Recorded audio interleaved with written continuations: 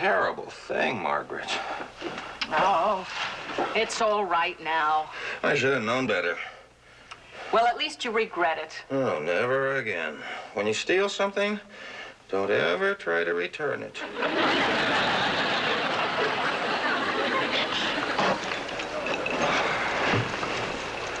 Corporal, I'm glad we were together when my gun was found. Couldn't have proved better that you were guiltless. No, I didn't do it either, sir. Colonel, as one old soldier to another, I'd lose that revolver. It's a troublemaker. What do you suggest? Drop it in the sea, give it to a museum, put it under glass somewhere. It's my gun. I'll keep it till I die. And it won't surprise me a bit. Adios. So long. Feel better, Radar? Except for my hangover, sir. Everything's all jumpy and blurry. I didn't have a drink, and I got the same problem.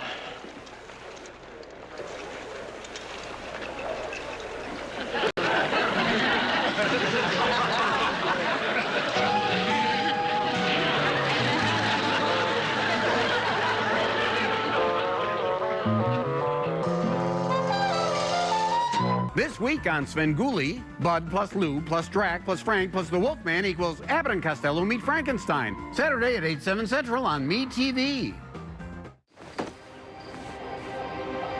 Sometimes, bipolar 1 disorder can really get you going.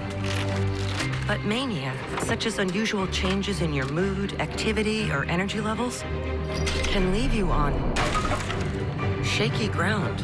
Help take control by asking your healthcare provider about Vraylar. Vraylar treats acute mania of bipolar 1 disorder. Vraylar significantly reduces overall manic symptoms and was proven in adults with mixed episodes who have both mania and depression. Vraylar should not be used in elderly patients with dementia due to increased risk of death or stroke. Call your doctor about fever, stiff muscles, or confusion, which may mean a life-threatening reaction, or uncontrollable muscle movements, which may be permanent. Side effects may not appear for several weeks. High cholesterol and weight gain, high blood sugar, which can lead to coma or death, decreased white blood cells, which can be fatal, dizziness upon standing, falls, seizures, impaired judgment, heat sensitivity, and trouble swallowing may occur. You're more than just your bipolar 1. Ask about Vraylar. Take the floor somewhere unexpected. Everything you need is at your fingertips and at the Home Depot. On-trend styles with innovations to make it pet-proof, make it life-proof, make it waterproof, make it beautiful. The Home Depot has everything you need to make it yours. Get free installation on carpet $699 or more. The Home Depot. More saving, more doing.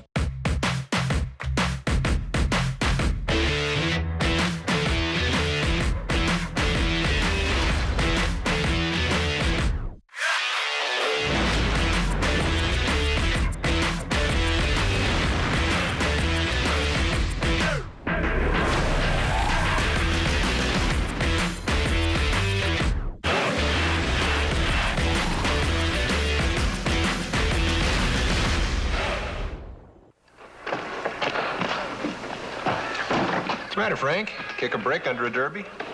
Maybe the gout, all that rich food. Oh, it's an old football injury, if you must know. It acts up once in a while. I wouldn't use a bandage, Frank. The powder burns will heal faster that way. Well, of course they will. I know that. Powder burns? What are you implying? Nothing, Frank. It was just a shot in the dark.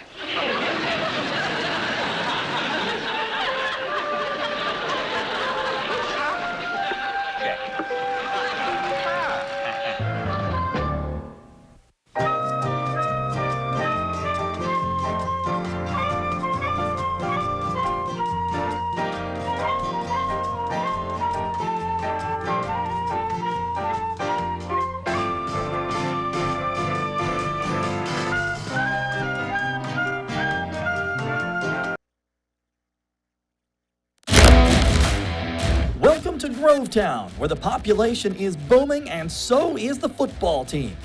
Brown, the 10, the 5, touchdown, JQ Brown. Having that opportunity to get the region title is what our kids are working for, and then also, state playoff. Standing in the Warriors' way, arch rival Lakeside.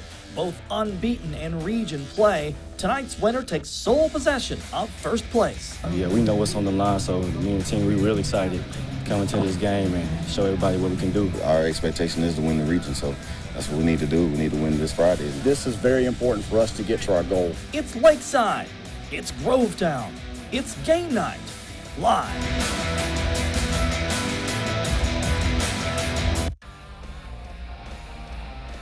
Welcome to Game Night Live. WJBS Sports presents local high school football live in your living room each Friday night.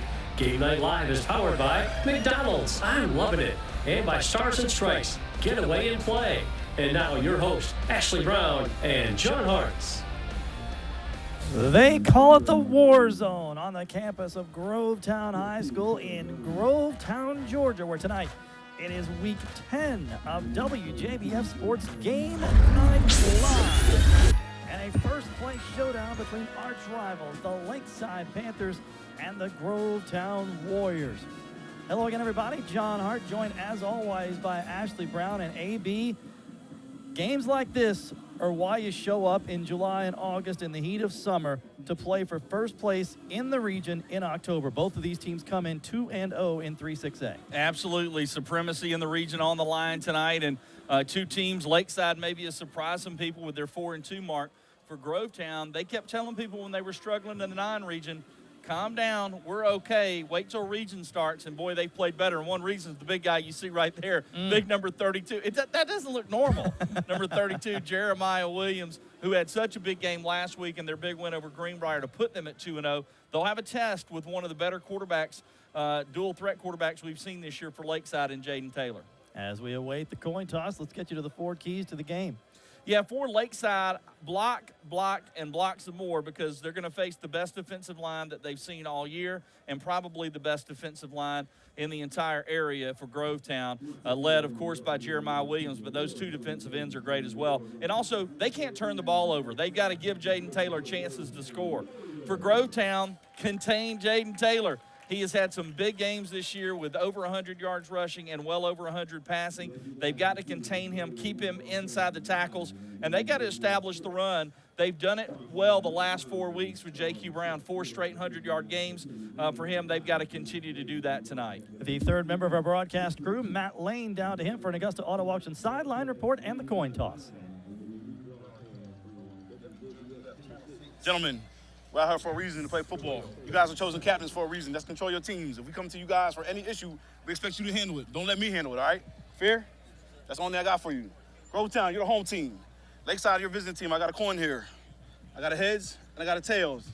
I got a heads and I got a tails. What do you call big man? Tell him. Tails. Tails. He calls tails. It's tails. What do you want to do? Defer. You want to defer. So you want the ball, right? Which way you want to kick? You want to defend the scoreboard. Put your backs over there. Put your backs over here. Here we go. Lakeside won the toss. They let the defer. Grovetown, they want to rock. Hey, guys, clap them up, man. Let's go. Let's bang them up.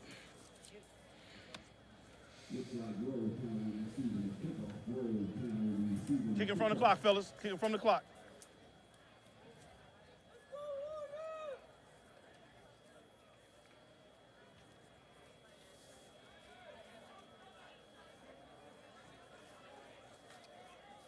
Okay, I guess we're not going to take a break here. We will wait for the 2 teams to take the field. And now we will take a break on Game Night Live.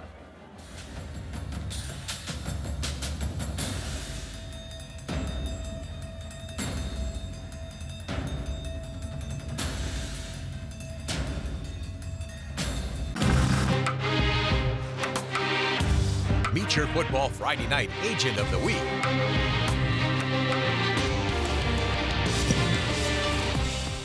Georgia Farm Bureau. Grassroots support. Homegrown savings. I got hurt in a car wreck, and the offer from the insurance company just wasn't adding up. I'm attorney Ken Nugent. The math is simple. Car wreck plus 1 call means we're going to fight for the money you deserve. I made 1 call, and in my case, that equaled $525,000. Just 1 call, and I got $900,000. Now that adds up. Now, I can't guarantee you that much, but if you've been hurt, call me. 1 call, that's all. Call 1-800-CALL-KEN.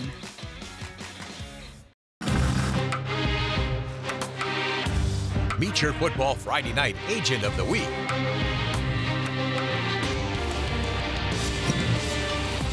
Georgia Farm Bureau. Grassroots support. Homegrown savings.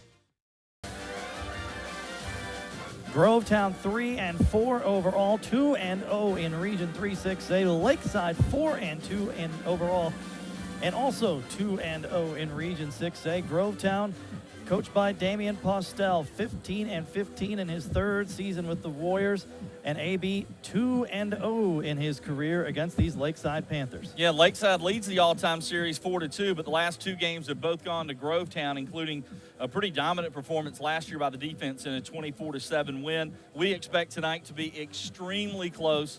And really, the entire county, all the teams are pretty tight, but these do seem to be the two that are the cream of the crop. And keep your eye on number 3 on the return team for Grovetown. That is Justin Franklin, averaging 20 yards per kickoff return. And we're off in this battle for first place in the region, and they will kick it away from Franklin, and it will come out to the 20. Well, Lakeside's got one of the best kickers and punters in the area, in Brendan Grebeck. You and I both know his dad, Jason, pretty well. He works over with Augusta State University, or Augusta University now. And Brendan is an outstanding kicker who's getting some looks from some colleges.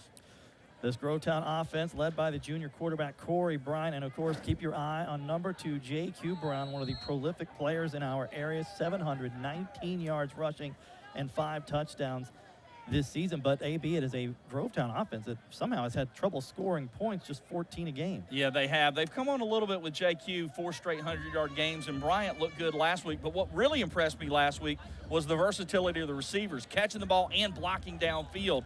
It's just surprising. It's kind of baffling why they haven't been able to score more. They come in averaging just over 13 a game, and like you said, with all these athletes and the big names we just talked about, why are they not scoring more? And tough sledding for Brown on first down. A yard, give him a yard. It'll be 2nd and 9. For the Lakeside defense, one of the key guys to keep an eye on is number 1, Tony Jenkins. He's kind of all over the field. Not prototypical in terms of size, but he is athletic and makes a lot of plays.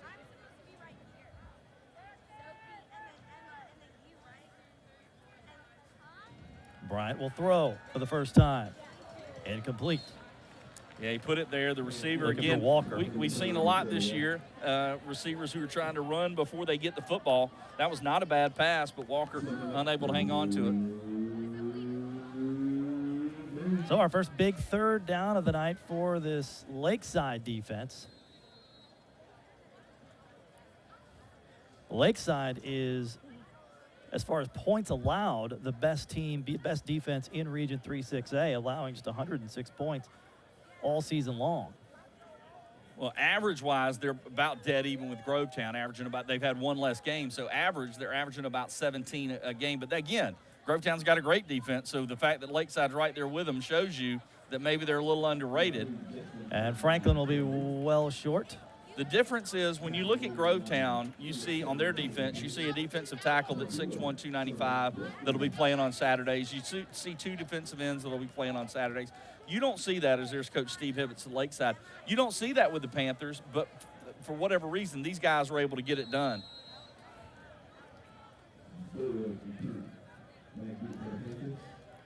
So the Warriors will kick it away, and Lakeside will have great field position to start no matter what happens here. The return man, well, I stand corrected. Ball is loose and rolling down back to the 29-yard line. And again, AB on Game Night Live, trouble with special teams. Yeah, again, it's been a theme this year, but one thing you never want to do as a punt returner especially is catch that ball above your head, and that's what happened. Looks like the return man sort of misjudged it, and it just went right through the hands of, I believe that was 22 Hawes, the sophomore. Lucky for him, one of his teammates got over there and recovered the football. So Lakeside looked like they'd get great field position. Not bad, but not nearly as good as they thought it would be back at the 31. And our first look at this Lakeside offense, which has had some success, averaging 27 points per game.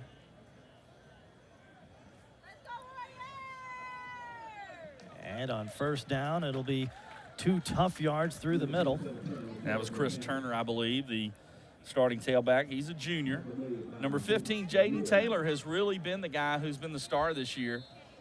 Multiple times this season, he's rushed for over 130 yards and 3 touchdowns in a game. He's got 9 rushing TDs to go with 3 passing touchdowns. Brings up 2nd and 8.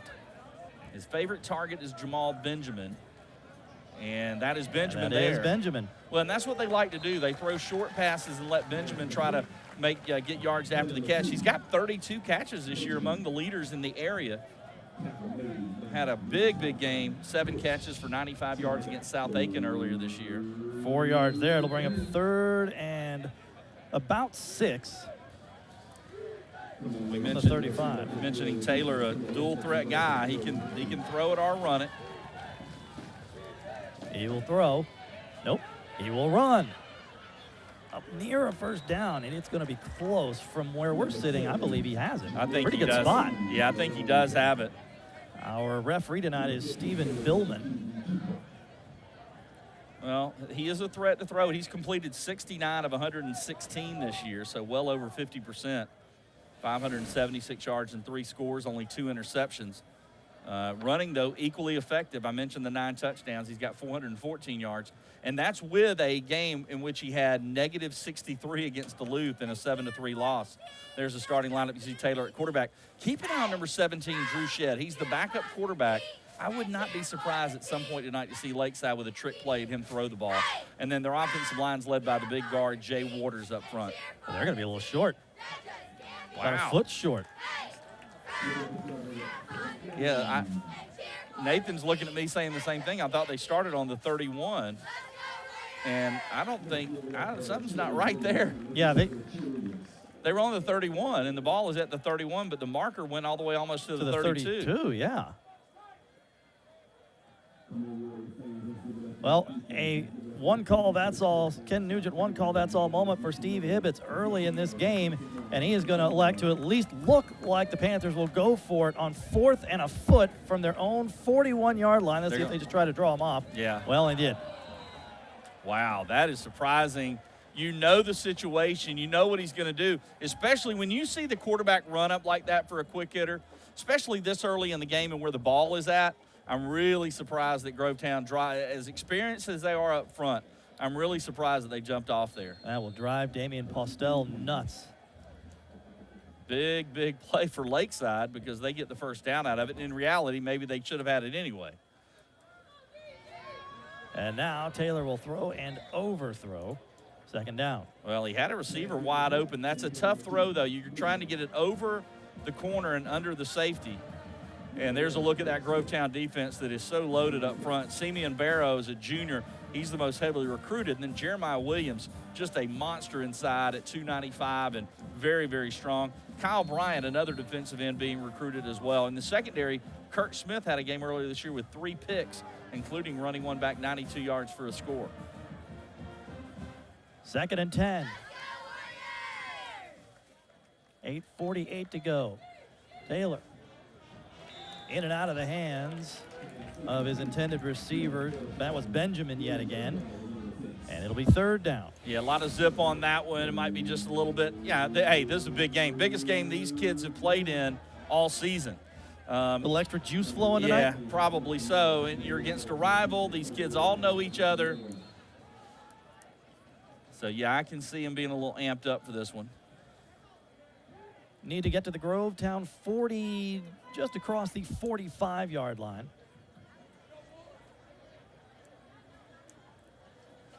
Taylor in trouble, and down he goes.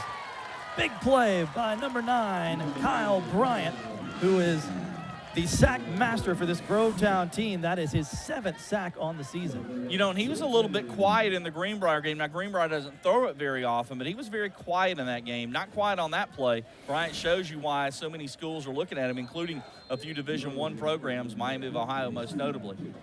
And, you know, Lakeside had a hard time in that Duluth game protecting the quarterback. They're going to have to do better if they want to beat Grovetown. And we talked about earlier the forward keys to the game. And block. And on that play, nobody blocked Bryant. And don't turn the ball over. They didn't turn it over, but they almost did on the punt. Both keys almost came in already for Lakeside. You're just showing off. Hey, look, when somebody gives me the chance to show off or pat myself on the back, I'm going to chair a rotator cuff, pat myself on the back.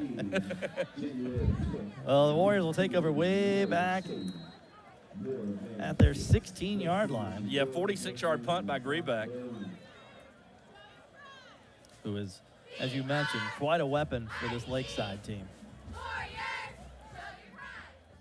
Bryant throwing, incomplete. Yeah, both offenses seem just a little bit off early on here. Yeah, again, big game, a little bit of juices flowing. You want to settle them down. This, first possession was a quick 3-and-out for Grovetown, but maybe they've settled a little bit. But he had his receiver, Ridge Johnson, was running with him, the defensive back, the safety for Lakeside. Johnson, who, by the way, as a young player, through rec ball and all that, was a big-time star football player, runner, and just a great player. He's emerged now as something we haven't seen in the area very often, a big-time lacrosse prospect. Definitely a growing sport in Columbia County, particularly. It's growing, and some are saying he might be the best that's played in Columbia County so far. Ridge Johnson, he's only a junior. This is Brown trying to get to the corner, and he'll pick up about 5 or 6. And Ridge Johnson along with Tony Jenkins right there to make the tackle.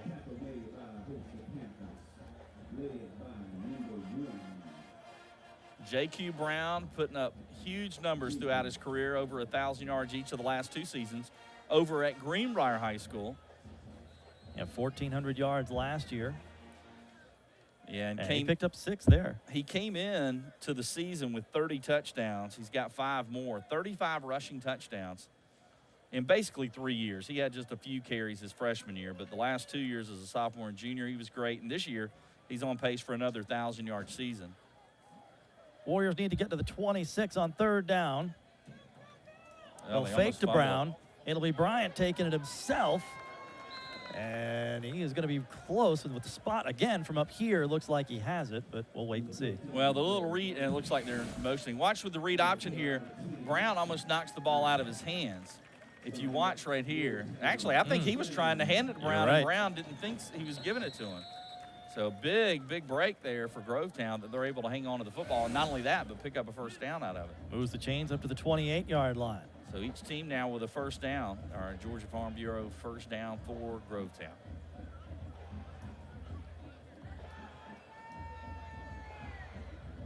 And that play read extremely well by Lakeside. And thought the ball came loose for a second. Yeah, I thought it did too, but good job by hanging on to it by Walker. Yeah, Latrell Walker holds on to it because one of the Lakeside defenders, it might have been Arneman, got in there and tried to get their hands on it. There's a look at the Grovetown offense. Corey Bryant played great last week. Miguel Santos and Bashan Morris, the 2 receivers, were very impressive as well. And, of course, 100 yards for the running back, J.Q. Brown. There's the line, Trajan Graham and company up front. 2nd and 10 from the 28. Bryant to throw. Bryant to run. And nice tackle made. Somebody grabbed his shoestring there. It was John Arneman, I believe, who got him. And I want to tell you, he's got to make that tackle. If they're rushing 3 and Grovetown blocks the way they did on that play, it's going to open things up for the quarterback to run. And Arneman's got to make that open field tackle if their defense is going to be successful. And there he did just that. He's not necessarily spying the quarterback, but in that position, that's his lone job right there, is to make sure that quarterback's not able to run. Especially when you have a dual threat quarterback like Bryant. Yeah.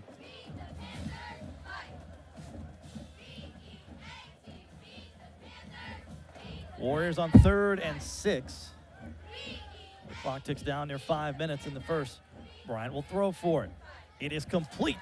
It is a first down. Grovetown up to the 39-yard line. That's Bashan Morris, who had huge game last week. Yeah, great game last week, catching the ball, blocking, just doing everything. That's his 18th catch of the season. It puts him up over 260 yards. And folks, Game Night Live is presented each week by our friends at McDonald's. Don't miss out on their new sweet and spicy honey barbecue glazed tenders. Feature McDonald's all-white, meat, crispy buttermilk chicken tenders, hand-tossed and glazed to order in a new sweet and spicy honey barbecue glaze, available for a limited time at participating locations. McDonald's, I'm loving it.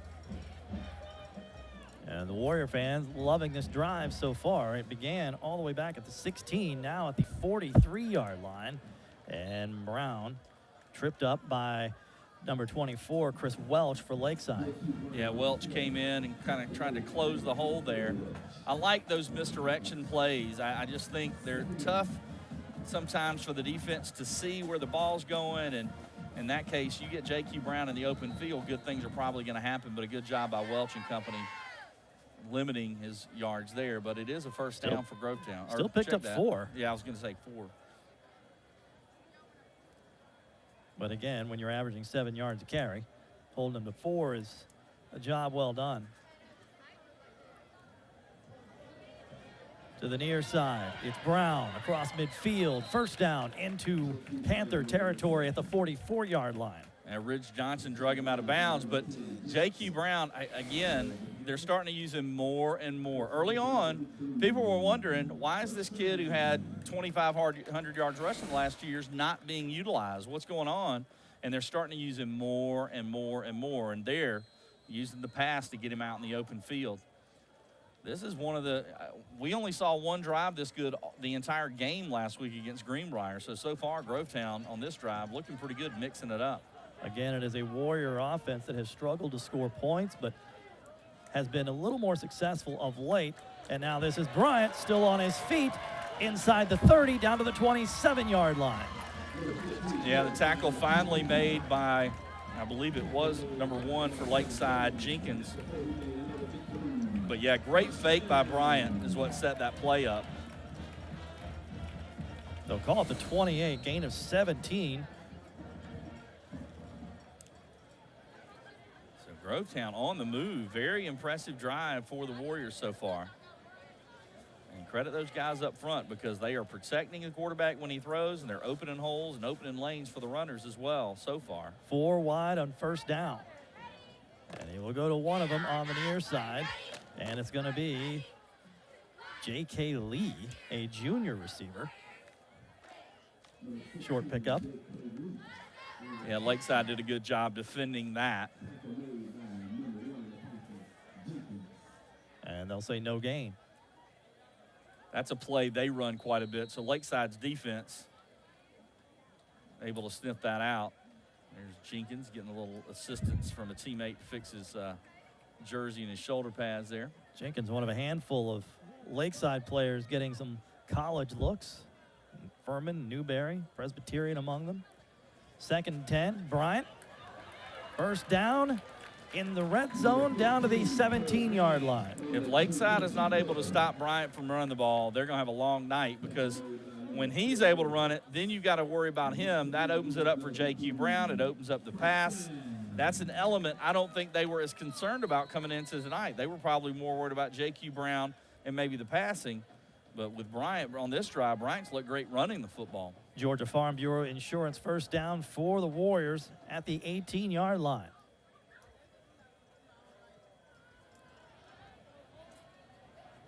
Brown through the middle to the 5. Yeah, J.Q. Brown. Holloway finally makes the tackle for Lakeside, but first and goal for the Warriors at the 5-yard line. Multiple substitutions now for the Panthers.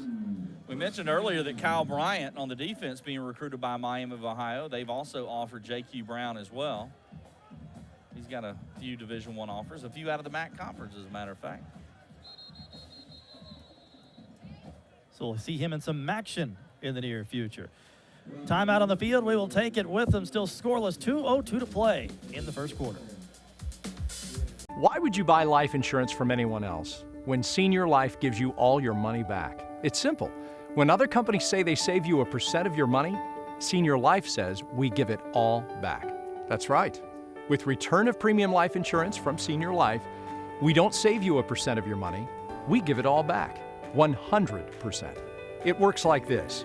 If you pass away while you're insured, your loved ones get a check for the coverage amount you chose. But if you're still living at the end of the term, you get back all the money you paid, guaranteed.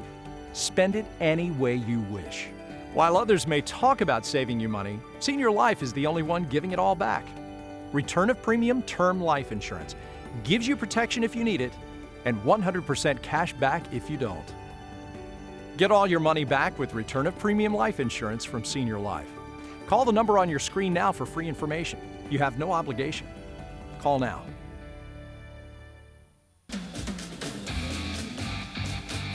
Grovetown first and goal at the Lakeside 6 with 2 minutes and 2 seconds. A time Chuck Woolery would be proud of, left in the first quarter. And this has just been a great drive. No real big plays, just methodically moving down the field, mixing in the run, mixing in some short throws. They're going to go to the Brown, and Lakeside equal to the task. A wall of white pushes him back. Yeah, great job that time sniffing that one out, because all he needs is a little gap, and he can pick up 5 yards in a hurry. So good job by Lakeside there. They'll say no gain, so it'll be second and goal from the 6. A couple of junior quarterbacks in this one, starting for the first time this year. Jaden Taylor got a little bit of playing time late last year and looked very good as a sophomore, but both he and Bryant have done a good job this year for their teams, have them in this position to, again, get a stranglehold for maybe that top spot in the region. Both of these teams sit at 2-0 in Region 3-6A. Second down and goal from the 6. Brown again. Pushed down again. And is the ball loose? And I think that was Arneman again. Tell you what, man, that was a good hit. Watch this, watch him. You talk about linebacker filling the hole. Watch this. Bam. Wow. Great hit. Number 32, John Arneman. He's played a good game so far. We're inside the final minute now. The clock continues to tick. They listed at 5'8", 190, John. He's probably maybe 5'8", maybe 5'7", but I don't know if he's 190. But he filled the hole like he's about 220 on that play. See the time at the bottom left-hand corner of your screen. This could be the final snap of the first quarter. Big play for the Lakeside defense. Huge play. Third and goal to the corner. Incomplete. And back to defend for Lakeside was Marquise Evans, a senior cornerback. And a good play as they were looking for, trying to see who the Grovetown receiver was. Oh, looking for Bashawn Morris again.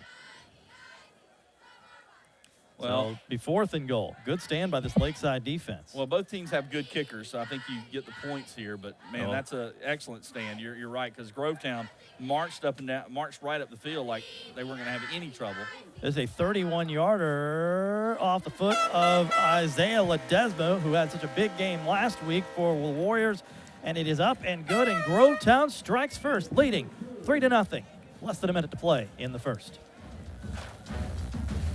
McDonald's new fresh beef quarter pounder is so good, Gary's speechless. So here's Gabrielle Union. You know I can't resist all that 100% fresh beef juiciness. You're all I think about. The burger, Gary. The new fresh beef quarter pounder burgers. Bellevue Memorial Gardens, 4501 Wrightsboro Road, 1 mile west of Jimmy Dias Parkway. When only memories remain, let them be beautiful. Stop paying high heating and cooling costs. Replace your windows at Southern Siding. Remember, no job too big, no job too small. No bones about it. Big Dog Tree Service is the best. Come out and try Rita's Italian Ice and Frozen Custard, made fresh here daily at Putt Putt. Super Saver coupons celebrating over 25 years of savings to everybody in the CSRA. McDonald's new fresh beef quarter pounder is so good, Gary's speechless. So here's Gabrielle Union. You know I can't resist all that 100% fresh beef juiciness. You're all I think about. The burger, Gary. The new fresh beef quarter pounder burgers.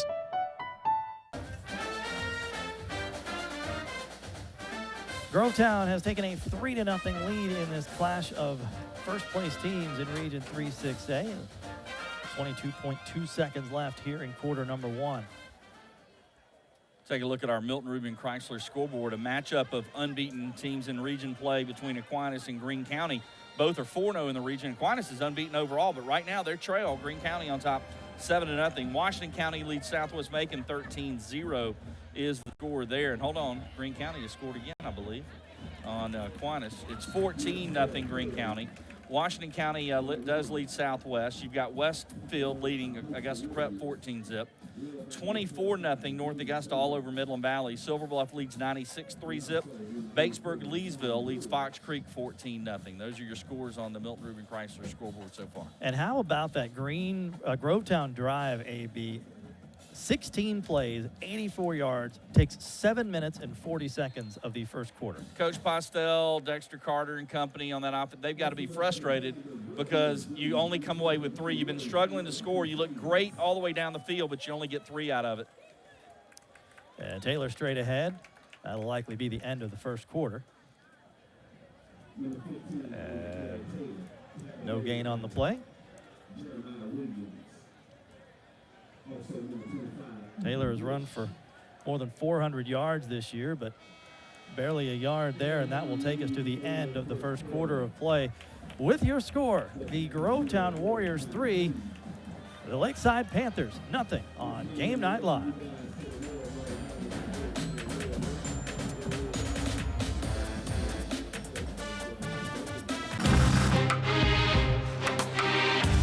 Meet your football Friday night agent of the week.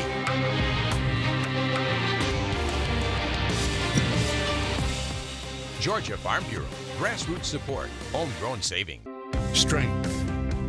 Passion. Integrity. These are the qualities that represent News Channel 6's Women to Watch. Join us on the last Wednesday of every month as we celebrate local women who are making a difference in the CSRA. If you know a woman who deserves to be recognized for her contributions to the local business community, nominate her at WJBF.com. Sponsored by Savannah River Plastic Surgery and Portable Services. I'm News Channel 6 Chief Meteorologist George Myers. And I'm Rick Busby with Busby's Heating and Air. Keeping you informed with the latest weather information is my top priority. And your indoor comfort is Busby's top priority. People always ask me, how can I get one of those umbrellas? That is an excellent question. We make it very easy for folks. Just go to WJBF.com and sign up today. And then watch News Channel 6 to see if you've won. The WJBF News Channel 6 George Sandwood Umbrella, sponsored by Busby's Heating and Air. Meet your football Friday night agent of the week.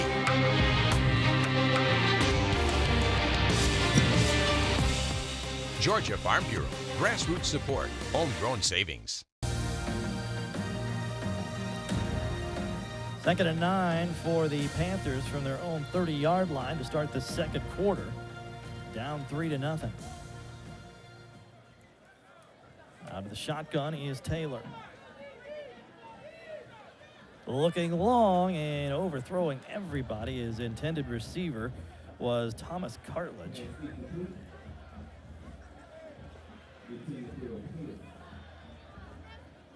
Or Hunter Taylor, I should say. Yeah, he trying to get to Taylor, and they gave him time to throw. And if they can give him time to throw, I mean, again, he's completed 69 of 116. He can throw the football. That time just a little bit beyond the arms of his receiver. And now a whistle blows. That's the second time they've drawn him off. Yeah. Sure is. Still 3rd down. We'll give him 5. It'll still be 3rd down. 3rd and 4, though, instead of 3rd and 9. Well, the 4 defensive players up front for Grovetown, you got 2 seniors and 2 juniors, and again, that's just something you love the aggression, but you can't give up those 5 yards. And what a play by this Grovetown defense, and I believe the first guy in there, guess who? We've heard this name before. Wow. Jeremiah Williams. Look, 12 tackles for loss coming into this game, make it 13, a lucky 13. All he has to do, John, is make a recruiting tape with 1 play on it. If he puts that play on it at 6'1", 295, I mean, wow, what a play. And he he had an interception. Remember last week, he dropped back in coverage and picked off a pass. Loss of 6. Here's Brennan Grebeck to kick.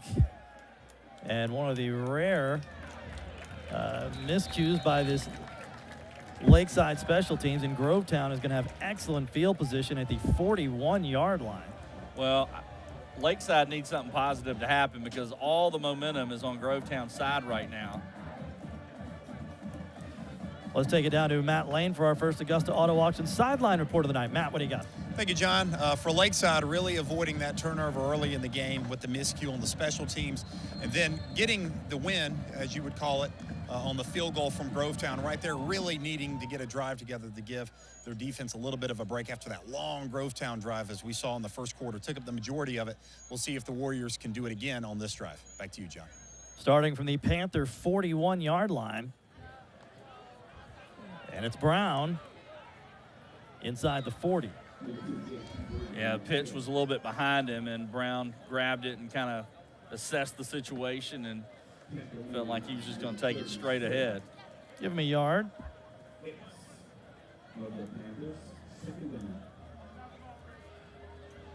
Again, the momentum all on Grovetown side so far. While we got a second, there he is. Number 1 is Tony Jenkins. He's not only one of the top defensive players for Lakeside, he's also one of the top students in the school. Congratulations. He's been selected as our Scholar of the Game from Lakeside High School, starting linebacker Tony Jenkins. And whistle blows. T, false start, T. A false start against Grovetown. So 3 penalties all against Grovetown so far. That'll back them up false 5. Start. Offense, still second down. So instead of 2nd and 1, it will be, or 2nd and 10, I should say. It will be 2nd and 14. None of that math I just said makes sense, but you know what I meant. 2nd and 9 to 2nd and 14. Both of these teams have beaten Alcovey. Grovetown also has a win over Greenbrier. Lakeside has a win over Evans in region play.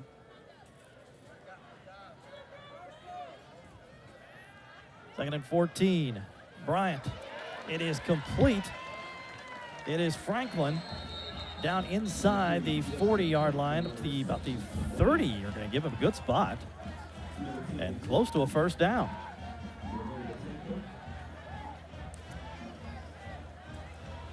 Well, yeah, they're going to say first down, pick up of 15 on the play. Really solid throw that time by Bryant. Last week, remember, he had such a good game, putting all the throws on the target, and he did there as well. Good throw by Corey Bryant. So they made up for the penalty and have first and 10 from the 30. This Grovetown offense, where has this come from the last couple of weeks? And this has been, again, a Lakeside defense only allowing about 17 points a game. And it hasn't been all J.Q. Brown. No, definitely not. It's been Corey Bryant running, Corey Bryant throwing different targets. Deshaun Morris, and, of course, right there, Franklin. Pick up a 2 for Brown there. It'll bring up 2nd and 8. Yeah, one thing Grovetown's had throughout their history, they've had great running backs. I mean, Jamal Cummings and, last year, of course, D'Angelo Durham. They've had some great running backs, and the latest in that line is senior J.Q. Brown. Bryant will throw.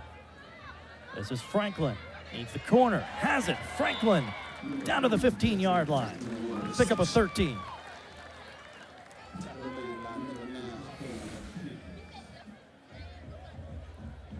And just a good job running and some good blocking.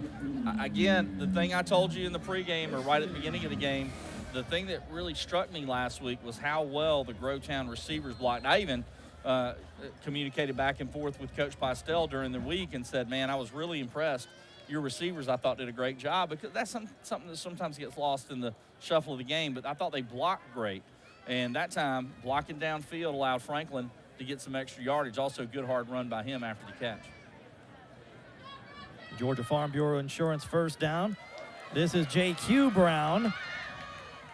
And he'll be dragged out. Good job by Lakeside, pushing him out at the 11. Still picked up about 4.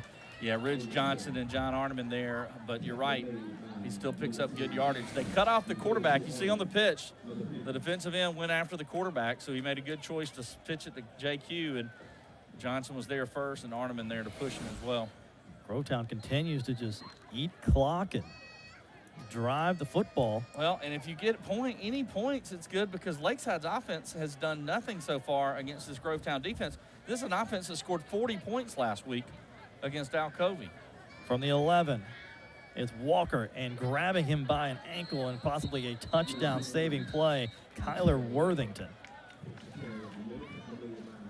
Yeah, I was just going to say I'm going to be very curious to see what the time of possession stats are at the half. Well, they each have that like opponent in region play, Alcovey. Grovetown beat Alcovey 18-0, and Lakeside last week hung 40 on them, 40-12. Walker picked up 3 on the play, so it's going to bring up 3rd and 2 from the 6. Huge play for the Lakeside defense here. Well, they stopped them on 3rd down deep in their own territory last possession. They're going to have to try to do it again. And it will be Bryant in for the score. Touchdown, Grovetown. Well, and that is huge based on how the Grovetown defense has been able to stop the offense of Lakeside. 10 points feels like a 30-point lead almost, if they get the extra point. But good blocking and a good run by Bryant. This is definitely the best the Grovetown offense has looked all year in terms of driving the ball down the field. It will be Isaiah Ledesma for the point after. And it's good. So, with 6:55 to play in the half, the Warriors add to their lead. It is Grovetown 10, Lakeside nothing. McDonald's new fresh beef quarter pounder is so good, Gary's speechless. So here's Gabrielle Union. You know I can't resist all that 100% fresh beef juiciness. You're all I think about. The burger, Gary. The new fresh beef quarter pounder burgers.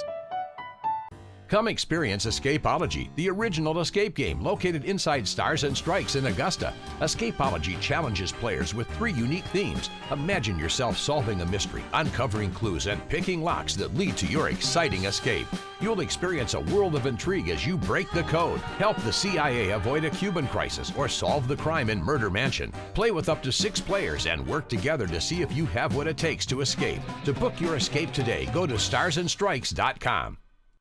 United Way of Aiken County invites you to its Professional Division's first annual Monster Mash. Friday, October 26th at the Big Red Barn in Aiken. We'll have great food, dancing, auctions, a costume contest, and more. Visit us online to register.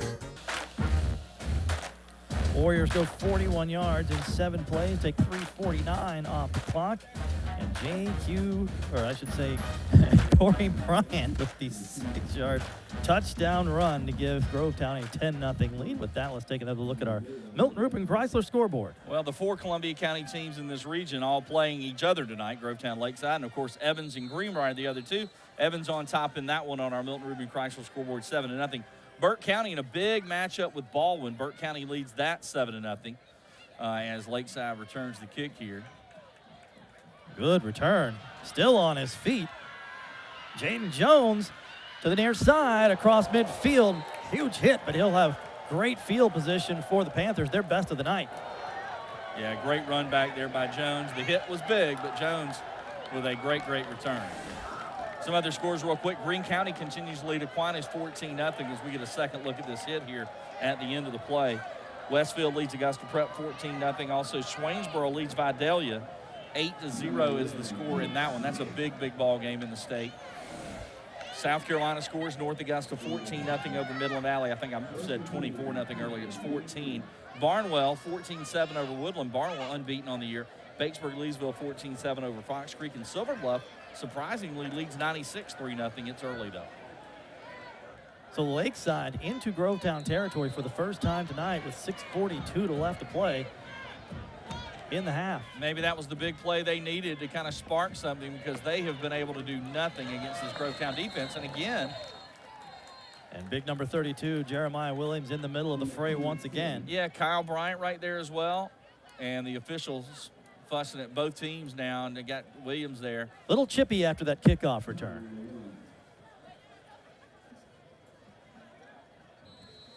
Look at the defensive line, though. I mean, you're looking at 4 kids that will probably play college ball, at least 3 for sure.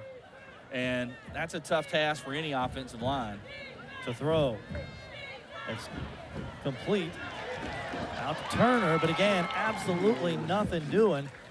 This time it's Devon Arrington on the stop for Grovetown. Well, they are going to have to find something else to do offensively because anything that requires giving any kind of time for this defensive line has been tough. And, hey, it's not a knock on the Lakeside offensive line. That's what everybody's having trouble with. You know, we were surprised last week. Greenbrier had a really nice drive in the game, and it's just hard to do against this front. Lakeside trying to build off that kickoff return. Taylor throwing long, man there, incomplete. No flags, 4th down. Yeah, he was trying to go to his favorite target, Jamal Benjamin, who has 32 catches on the year coming in, but that pass incomplete. Well, what do you do here if you're Steve Hibbets? Keep the offense on the field? Well, you've got a good enough punter, and I know he had a rough one last time, but you've got a good enough punter that he can angle it out and try and pin him deep, and I think that's what you have to do here to maybe steal some momentum, because if you give them the ball here, and their offense has really been moving it well. I know we're not used to saying that with Grovetown this year, only averaging 13 a game, but let's see if Greenback can do it. Averaging 39 per punt. Another good kick here. Going to bounce inside the 10. And dangerous return by Grovetown. They will have the ball, but wow. Hold your breath time for the Warriors. We'll take time out. 5:12 to play in the half.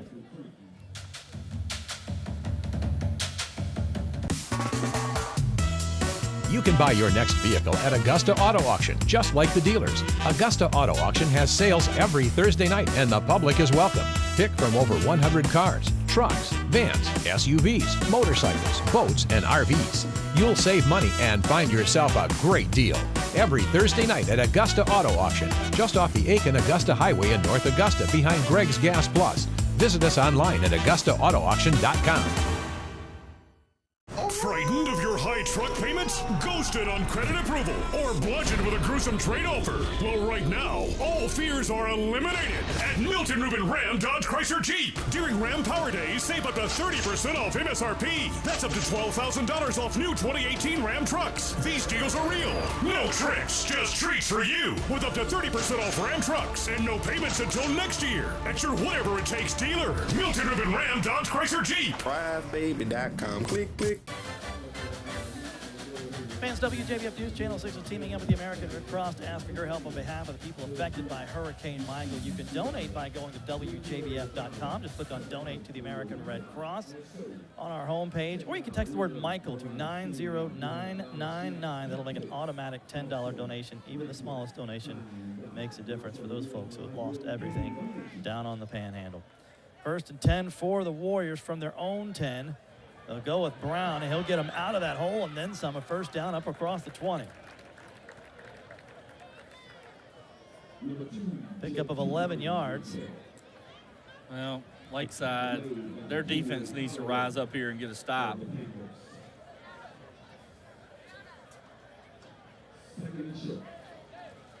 First big run of the night for JQ. Yeah, going for his 5th consecutive 100-yard game. Last year, he had 100 yards in 9 of the 10 contests while playing for Greenbrier. They spotted him just short of the first down, so second and about an inch. Matter of fact, the only team that stopped him, he had 89 yards against Grovetown. And here's another big run. This is Latrell Walker across the 40, still on his feet. Across midfield. Wait, there's a flag down, and that's going to come all the way back. In fact, Bryant hasn't moved. I was going to say, he's standing way back at the 15. I was going to say, I wish we had a shot of Bryant. It's almost an analogy would be a baseball outfielder not looking up at a home run going over his head. That's exactly what I thought of. Bryant just stood there kind of with his head down, knowing it's coming back. And, oh, man, the biggest play of the night for the offense of Grovetown that's been so effective so far with Walker using his strength. Stephen Billman, our lead official. That's what it seems to me to be the difference tonight, John. It's the size offense. and strength of Grovetown. It's going to be a result in still first down. Has been the difference first down, in the game, Grovetown. on both sides of the ball, really. And that Walker just a bigger back than Lakeside is used to seeing. And he's able to bounce that one outside. Coach Hibbett's not happy about something, even though the play came back. It was about to be 1st and 10 at the Lakeside 40. And instead, it will be still 1st and 10, but way back at the Grovetown 29.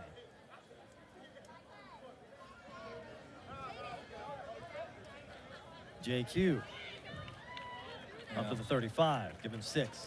They're just finding holes, and I don't think anybody envisioned this. Not to say the outcome won't end up being close. Lakeside could still win, plenty of time left, but right now, they just have really, other than the kick return, nothing to really brag about so far in this game, and I'm just surprised as well as they've looked at times. Now, they have been up and down. They struggled a little bit before beating Mendel Valley, but then the next week they'll go out and beat South Aiken and beat them by double figures. So it's been kind of a hard team to figure out, but they're coming off that big 40-point game last week. 2nd and 4. Bryant will keep, and he will be dragged down. It was good 72. play by Matthew Cardulo. Yeah, good job by Cardulo there. He starts on both sides of the ball, and good job that time. The baseball analogy that I think of was the National League wild card game between the Cubs and the Brewers, when Anthony Rizzo hit one to right field, and Christian Yelich, not only he did not move, he didn't turn around. Yeah. You know it has been tattooed when that's the case. Of course, the Brewers went on to win that game. Big play here, third and 4.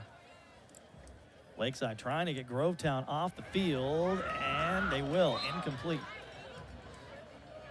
A little bit surprised. I know Brian has been very accurate the last couple of games, but a little surprised there on 3rd and 4, as well as they've been running the football, that they wouldn't get either Bryant running the ball or give it to J.Q. Brown in that spot. But they had Morris open, just the pass thrown out of his reach. So Lakeside gets a stop, and they needed it. Return men standing at their own 30 for Grovetown. And it's a returnable kick. And a nice play.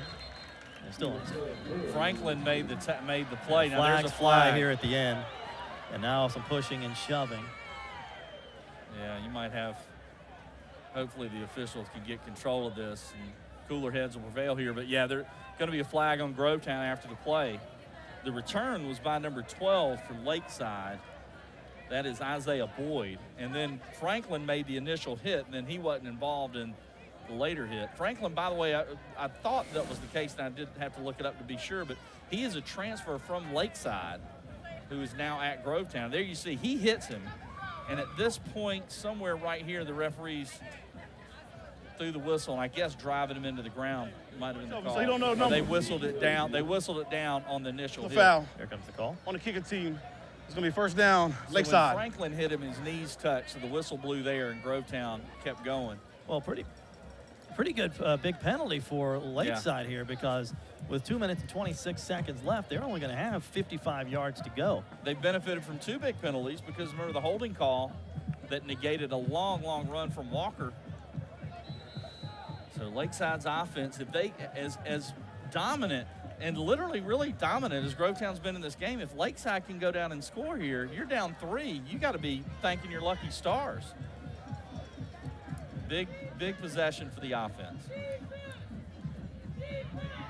And it'll be Taylor to keep on first down, and it'll pick up about 3 or 4. Clock runs now under 2:20. Well, unfortunately for Lakeside, Taylor's helmet comes off, so he's got to come out. Drew Shedd is the backup quarterback because last year's starter, Will Childers, who is a baseball star, is elected to focus on baseball. He's committed to Georgia in baseball and likely will be a draft pick this spring. Let's see if they bring Shedd into the game. And he is in there. His father, a member of the Columbia County Sheriff's Department.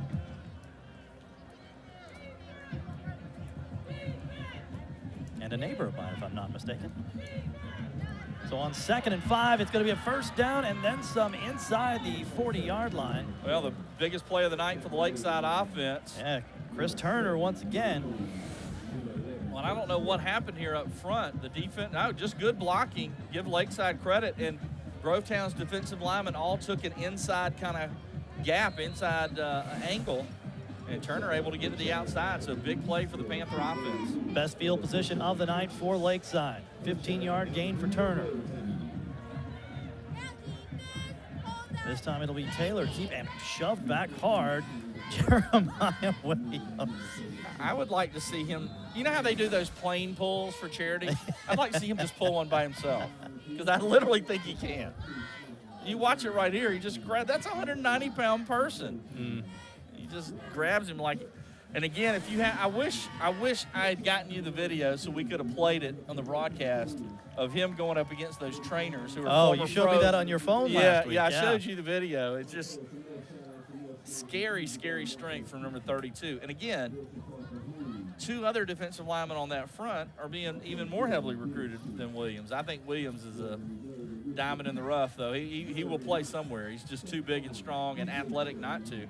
Steve Hibbett's leading his Lakeside team. Hibbett's 33-57 in his 9th year as a head coach overall, 20-28 at Lakeside. This is his 5th year. You may remember he was at Westside High School from 2010 to 2013. I give them a lot of credit. I've been able to kind of see the last year or so what they're doing, and they're really trying to build this Lakeside program. And one thing he's doing, he's letting the middle school kids come up in the summer and work out, no charge. You're not having to pay trainers. Come work out with the coaches. They're meeting them up there really early in the morning, getting a good workout in. And then he's also, getting those middle school kids involved in the program coming up after the middle school season's over, watching practice, being involved in the terminology, working out, seeing what's going on. And it's going to pay off in the long run. It's got to. Well, with a win tonight, he would actually tie for 2nd all-time on the Lakeside victories list with 21, well behind, of course, the legendary Steve Crislip. So here we go on 2nd and 7 and incomplete. Yeah, Taylor has been just a little long on all his throws, just showing you he's a little juiced up. He had a receiver open. If he steps and plants and throws that ball on a line a little lower, it's a catch. He's, again, a little amped up tonight is Taylor. He completes about 60% of his passes coming into tonight, but he's just been a little off on all his throws. Faces 3rd and 7 from the 32. Taylor steps up in the pocket, throws, and this one's underthrown just a bit. Bring up 4th down. And it's tough for Lakeside. They needed some points out of that one. It was a good drive. They got the penalty, then the nice run by Turner. I would imagine we will see Steve Hibbett's go for it here on 4th and 7. Or they might try to kick a long field goal here. This would be a 49-yarder. And no doubt Grebeck can make them from that long. He made a 47-yarder as I think as a freshman. Yeah, his long this year is 46. He does have a 47-yarder on the resume. So here he is from 49 out. And he had the leg, just a little left. Just left. So that was a little bit of a quick snap and play. Something wasn't right timing-wise there, but Grebeck had the leg, just pushes it to the left, hooks it a little. So the Panthers drove it 23 yards. Their best field position of the night, but come up empty. And now Grovetown with a couple of timeouts and 68 seconds left on the clock. You can see Hibbett's frustration. He knows how important those 3 points were to get the team on the board, get them a little bit of momentum. That was such a big, and the possession was great. I mean, everything worked out. You stopped Grovetown, you got the ball back, you benefited from a nice return, then you get a nice run by your tailback, but unable to come away with any points. Now they've got to focus on not letting Grovetown get any more. Maybe even get a turnover. It's interesting to see what the Grovetown offense comes up with a 1:08 to go and incomplete on 1st down.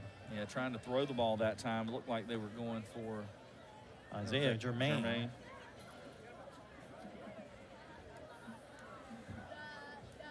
Stay tuned for the halftime show, where we will listen in to the Grovetown Marching Band.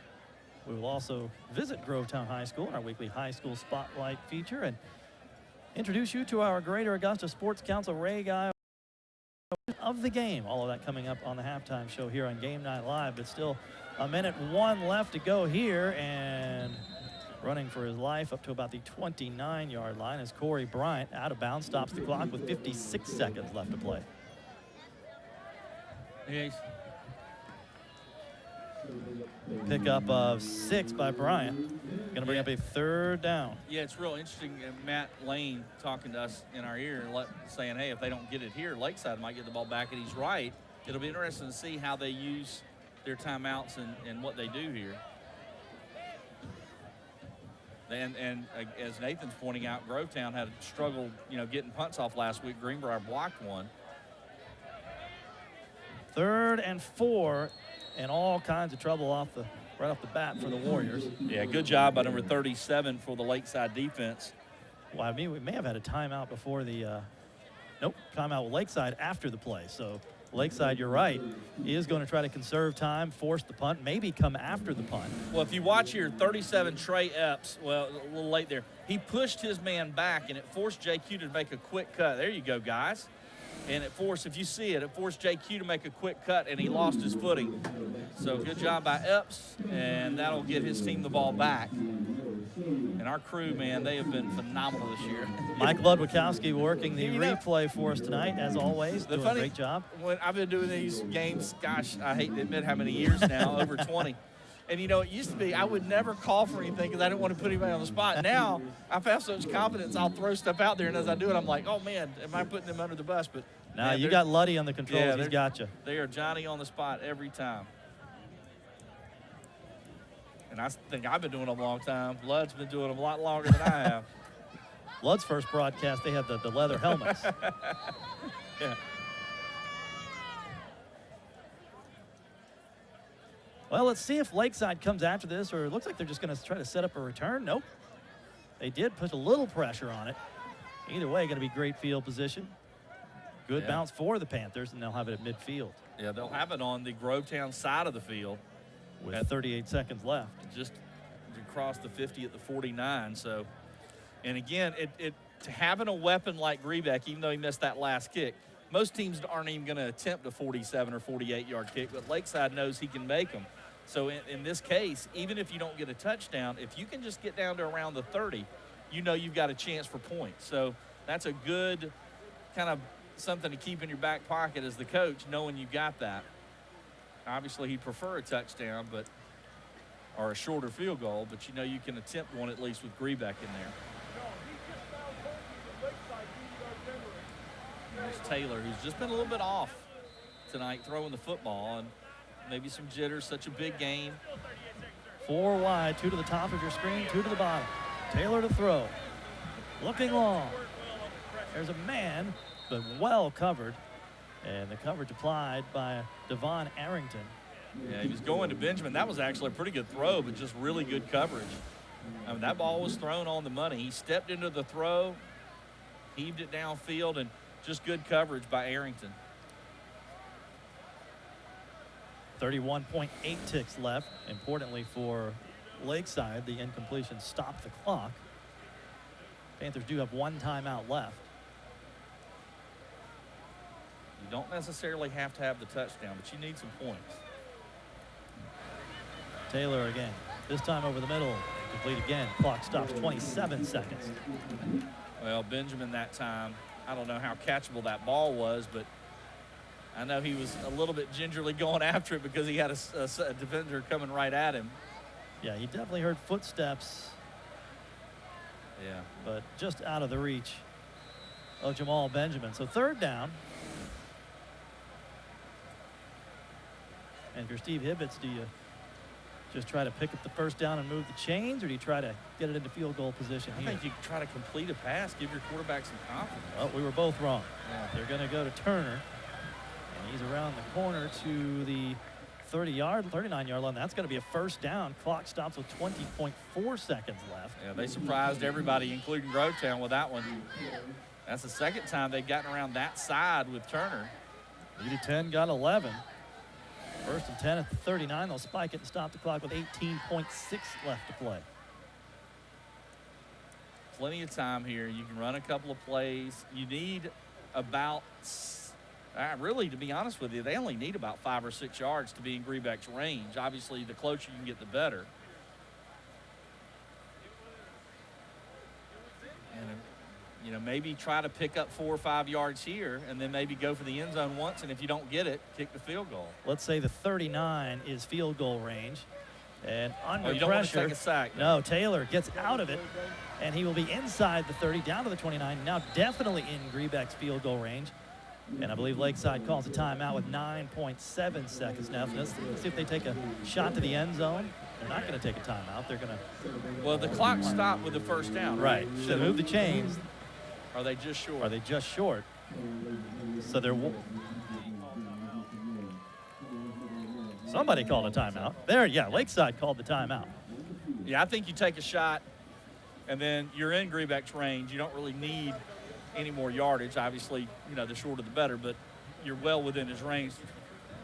And now they're going to say first down after all that. So if they'd said first down. Well, the clock did stop, though. The clock did stop. So they're at the 28 right now. So you're talking about a 45-yard field goal. I think you take a chance at the end zone. I think with 9.7 ticks left, you take a quick shot to the end zone, make sure somebody gets out of bounds. The only other thing I would do is maybe a little screen pass and maybe pick up some yardage and get out of bounds. Just to try to get some. Matt Lane quickly down for Augusta Auto Auction sideline report. The Warriors actually putting J.Q. Brown in on defense, so you'll see him on this. Really kind of reiterating to the players to stay in front of your man, not get beat deep, obviously, because that would end up in a touchdown for the Panthers. Back to you, John. So let's see what they do with 9.7 ticks left. Taylor can't take the sack. He does. That is disaster for Lakeside. What a play by Simeon Barrow. First time we've called his name in the first half. His 7th sack of the season. And the half ends just like that. What a play for Grovetown, AB. Yeah, it is huge, and you just can't allow that if you're the Lakeside offensive line. You had to give your guy time to throw, and really, Taylor couldn't really do much there, unfortunately for him. All right, so with that, let's take it down to Matt Lane for an Augusta Auto Auction sideline report and Grovetown head coach Damian Postel. That's right, John. Down with the coach. Coach, 10-0 going into half. Really strong start, really physical play out of your team, not only in the first quarter but also in the second quarter. What did you say to your guys before the game that got them going like that? Just be prepared, for whatever comes at us. I mean, it's top 2 teams in the region going at it right now, so we got to be prepared whatever they throw at us, and we just got to run our offense and play hard on defense. Looked really good physically, as I talked about, really kind of containing Lakeside on offense. What are you going to tell the guys at the half to keep it up?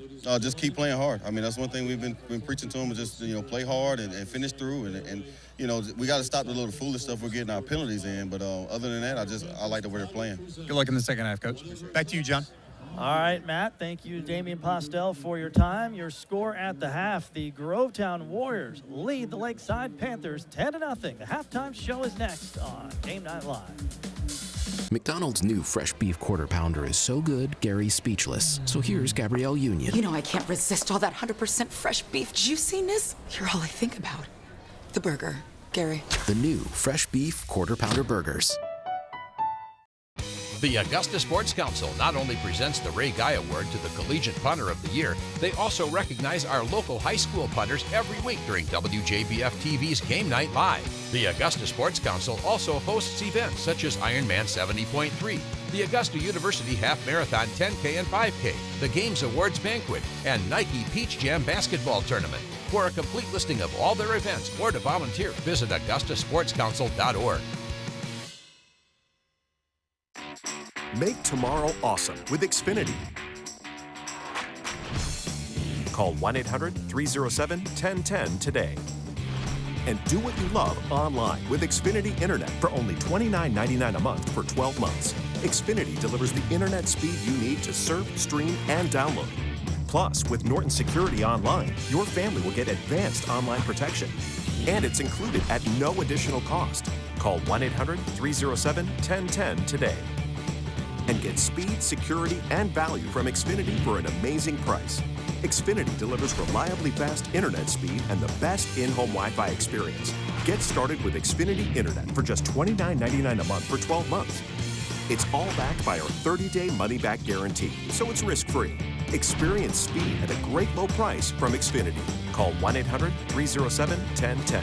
That's 1-800-307-1010. Xfinity, the future of awesome. McDonald's new fresh beef quarter pounder is so good, Gary's speechless. So here's Gabrielle Union. I can't resist all that 100% fresh beef juiciness. You're all I think about. The burger, Gary. The new fresh beef quarter pounder burgers. The halftime show from Grovetown as the Warriors lead the Lakeside Panthers 10-0. AB, thoughts on this first half? I thought pretty much, other than a handful of plays, it was a dominant performance by Grovetown. I thought their defensive front was spectacular. I think Lakeside showed a little bit of fight there at the end of the end of the half, but it was a really good performance. But if you're Lakeside, you're thinking, and I think the statistics are going to bear it out. Nathan's working on those now. If you're Lakeside, though, you say, hey, we took their best shot just now. We're only down 10, and it could be closer. I mean, they had a missed field goal, and they also had another chance but got the sack. So they gave away some opportunities. That's the problem. Giving away those 2 chances for scores is going to come back to haunt them. This game was going to be close anyway. The way Grovetown's played, though, Lakeside, they need a big player, too. And the biggest thing they got to do is get their quarterback calmed down and get him to complete some passes. Matt said they need to throw some intermediate stuff, and I agree. They're trying to go downfield a lot. They got to get a couple of completions just to get him going a little, because he's been really off the mark most of the night. And to your point, I thought the play to end the half when Simeon Barrow made the sack against Taylor kind of summed up the first half, with Lakeside this close to breaking through, and yet Barrow able to make the big play, and Grovetown goes to the half with the 10-0 lead. All right, while we have a second, let's take a listen in to the Lakeside Panther Marching Band.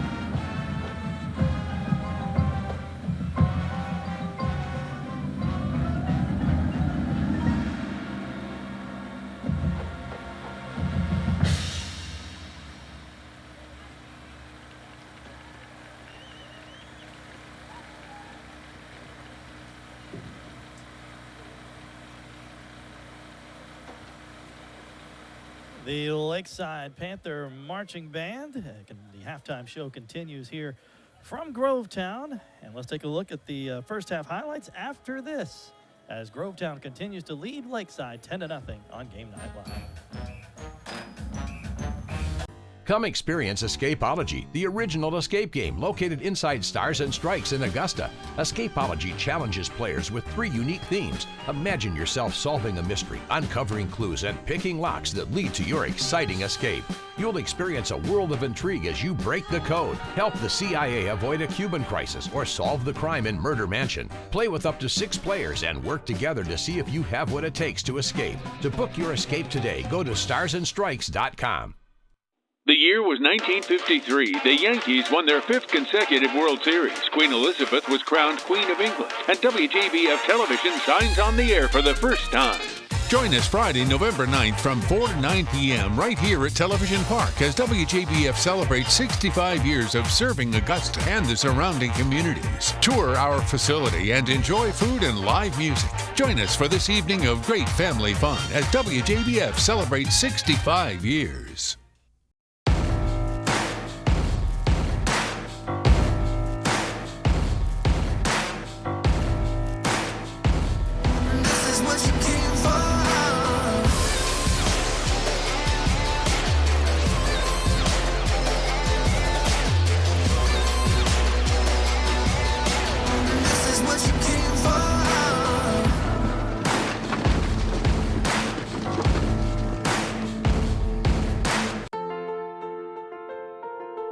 does it mean to give your best? For us, it means mentoring our youth and providing them a brighter future. The Giving Your Best partners are so proud to honor volunteers who give their best to our community. Do you know someone who gives their best? Nominate them for a Giving Your Best award at WJBF.com. Giving Your Best is brought to you by Solvay Specialty Polymers, South State Bank, University Healthcare System, and News Channel 6. The Lakeside Band continued to perform here at halftime at Grovetown as the Panthers trail the Grovetown Warriors 10-0. The halftime show continues. Let's take a look at those first half highlights, AB. Yeah, and of course, a lot of them are going to be Grovetown. First off, here's J.Q. Brown, but it was a big hit by John Arneman early on, and Lakeside on this particular drive was able to slow Grovetown down and force them to accept just a field goal instead of a touchdown. On the next play, we're going to go here and see Grovetown as they get the ball back. This was a great little screen pass to Franklin, Justin Franklin, which set up a score for Grovetown. Franklin with a good run. There was good blocking downfield. And then for the touchdown, Bryant just keeps it himself, and as he spins right there and spins his way into the end zone. 6-yard score. For the touchdown. That put Grovetown up 9-0. They get the extra point. And then they kick it off, and one of the bright spots for Lakeside, they had a couple of nice returns. And on this one, able to break to the outside here, Jaden Jones, but he took a real shot at the end of the play. And this kind of got things a little chippy here. He took the shot. The Grovetown bench reacted, and even a player who's not playing, and he comes up with the ball, and they went at it a little bit. Here, Brendan Griebeck for a long field goal, about 47, 48 yards, and he had the leg. He just missed it over to the left-hand side barely. That would have been big for Lakeside, but they're unable to come away with points on the miss, and that is where we stand now, 10-0, Grovetown on top. All right, each and every week we like to pay a visit to our host school. This week, we say hello to Grovetown High.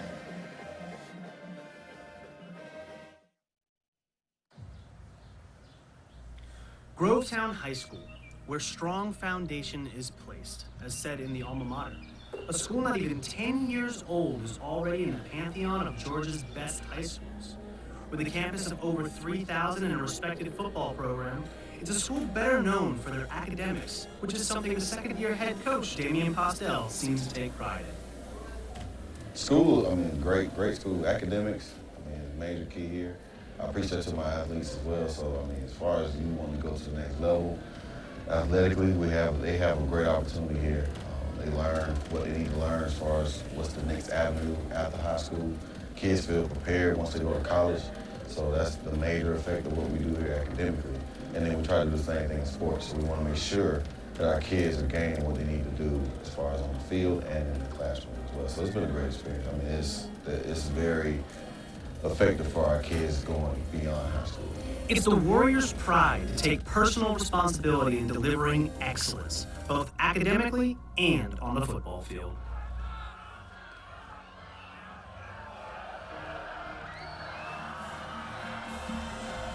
The Grovetown Warriors go into tonight's game undefeated in the region. They will need to play like Warriors against the Evans Knights, who are also undefeated. Evans, it's potentially the game that can propel us into the region title. We know we have 2 games after that game we have to take care of as well, but we feel like this is the game that's going to really take us to that next level. So if we can win this game, which we feel like we have a great opportunity of doing so, playing here at home, we play well at home, and then the next 2 games we have, just get that region title, which has never been done here. Is something that our kids wanted to set a goal for. Since we made the playoffs last year, it's like that goal has already been met. Region title was the next goal, and we knew if we had a region title, then we would have a region playoff game here as well. Our first round playoff game here as well at home. This is the pride of Columbia County. This is Warriors football.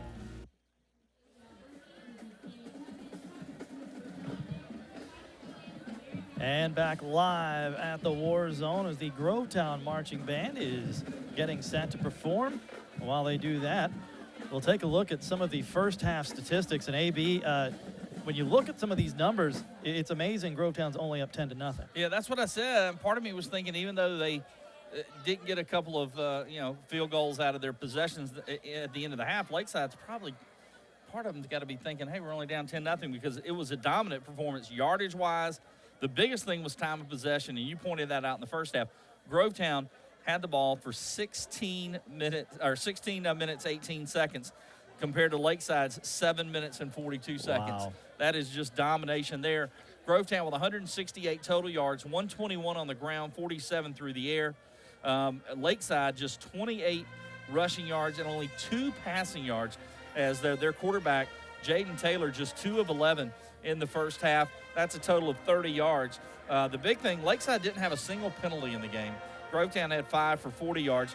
Lakeside even started at their own 44, had great field position on average, while Grovetown started at their own 25. Individually, as you might imagine, not a whole lot going for Lakeside. The running back, Chris Turner, 5 carries for 24 yards. I mentioned Jaden Taylor, 2 of 11 for 2 yards. His lone target with positive receiving yardage is Jamal Benjamin, 1 catch for 2 yards. He has been the target quite a bit tonight, but unable to come up with any catches, really.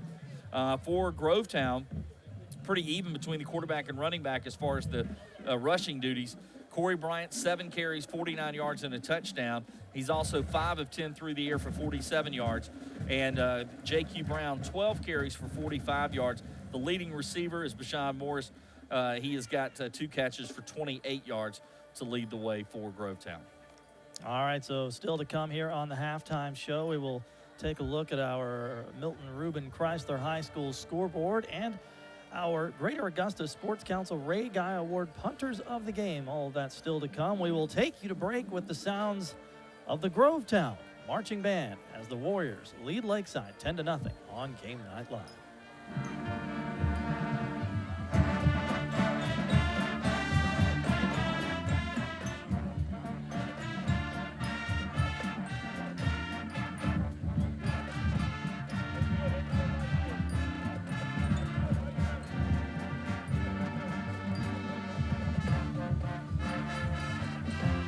McDonald's new fresh beef quarter pounder is so good, Gary's speechless. So here's Gabrielle Union. You know I can't resist all that 100% fresh beef juiciness. You're all I think about.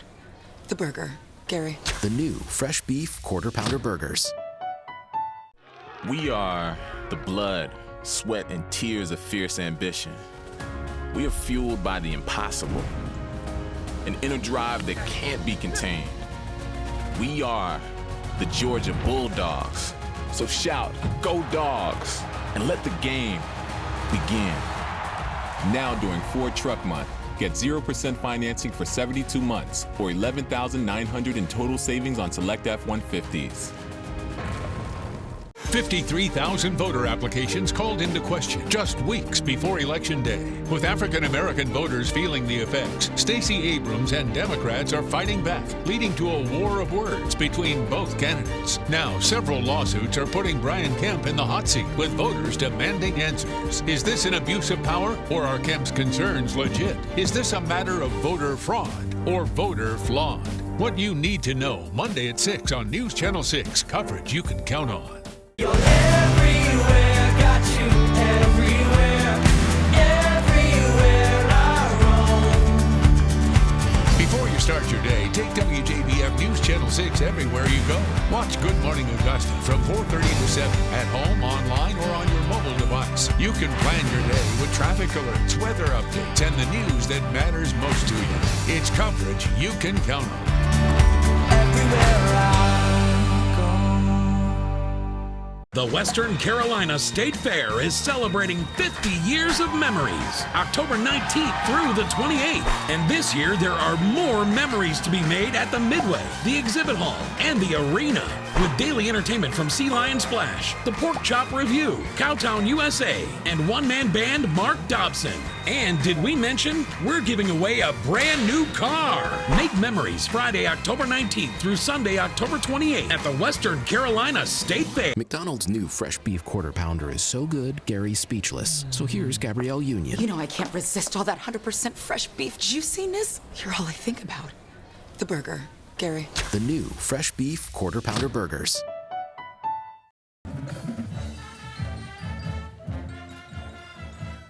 Back Back at Grovetown High School, Game Night Live, where the Warriors lead the Lakeside Panthers by a halftime score of 10-0.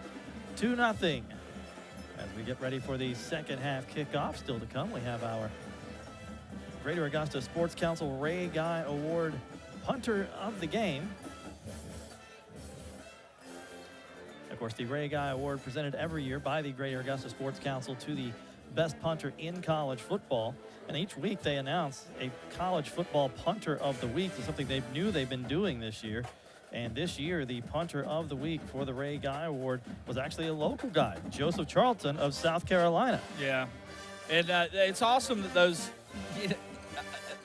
they're actually getting a little focus because they never really have. And it took a lot of things happening. It took the support of our community, the support of the Greater Augusta Sports Council, the support of really the fact that the NFL got Ray Guy in the Hall of Fame has added so much to that. What do they say? Punters are people too. And somebody who would certainly agree with that is the gentleman with Matt Lane down on the field. It's time to present our Greater Augusta Sports Council Ray Guy Award punter of the game. Matt. Thank you, John. That's right. We're on the field for our Greater Augusta Sports Council Ray Guy Award segment of the game, and got a good one right here, as you saw in the first half. Plenty of leg on the field goal attempt. But for Grovetown, number 11, Kirk Smith. We remember last week we talked to Kirk, had him over, and then for Lakeside, Brendan Grebeck. Brendan right here, as you saw, with the long field goal try going into halftime. I think they're going to rely on him again, not only in this game but the rest of the year. Really strong leg. But Brendan, not only as we saw you kicking, we saw you punting as well. Pretty strong leg. When did you kind of know you had enough leg to really maybe take it to the next level in the college? Mainly just when I started high school. I knew I always had a strong leg and the build for it, so it just seemed like it'd be a good fit. And what's your favorite part about, playing a team sport like football, getting to hang out with all your buddies you see in class and mess around with, and just talk about the excitement of being in the locker room and just kind of the day-to-day stuff on being on the football team? I mean, of course, it's a family, and it's a great family. We got a great team with us, and it's always fun when you win, too, of course. That's right. We're joined on the field with Brendan Grebeck, our Greater Augusta Sports Council Ray Guy Award punter of the game. Want to thank Greater Augusta Sports Council. And back to you, John. And our thanks to Brendan Grebeck, who's also getting college attention from West Georgia and Furman, Presbyterian, and a heck of a soccer player as well. Second half kickoff is next on Game Night Live. Make tomorrow awesome with Xfinity TV. Right now, you can get Xfinity TV for just $19.99 a month for 12 months with Xfinity On Demand included. Call 1-800-948-1010 today. Xfinity On Demand delivers thousands of hit shows, top movies, and more at no additional cost. So you can stream the latest episodes of TV's hottest shows anytime, anywhere on even more screens. Get started with Xfinity TV for just $19.99 a month for 12 months with Xfinity On Demand included. Plus, ask how you can add HBO, Showtime, or Stars and enjoy award-winning TV shows and movies at home and on the go. It's all backed by our 30-day money-back guarantee, so it's risk-free. Enjoy top shows and movies at a great low price. Call 1-800-948-1010. That's 1-800-948-1010. Xfinity, the future of awesome.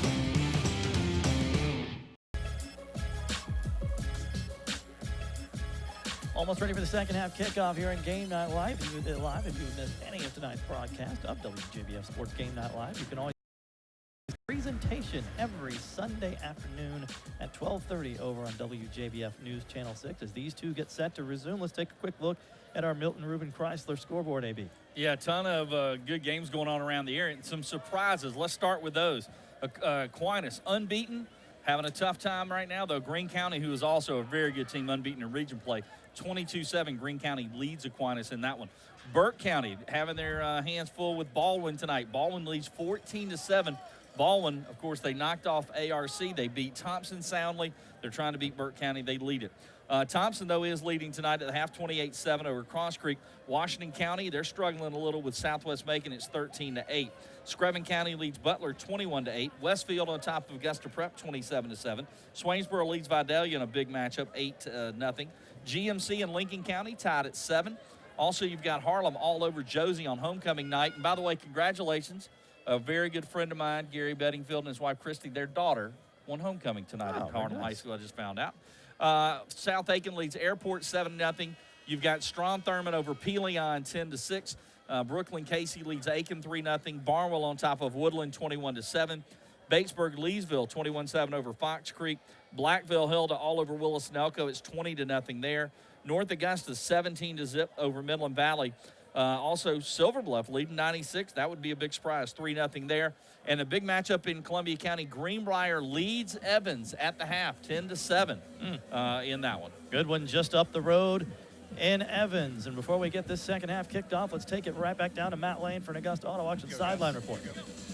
All right, and welcome on the field for our McDonald's offensive and defensive player of the game segment, which will come after the game. But real quick, want to check in with our good friends from McDonald's, Jennifer Boness, owner, McDonald's, and also Vanessa Stevens, general manager of the Grovetown location. And real quick, Jennifer, such a fun atmosphere being a part of high school football. Can you just talk about what a joy it is to be able to kind of come out to events like this with McDonald's? Well, we love supporting our high school kids and all of our high schools. High school's important to us, school's important to us.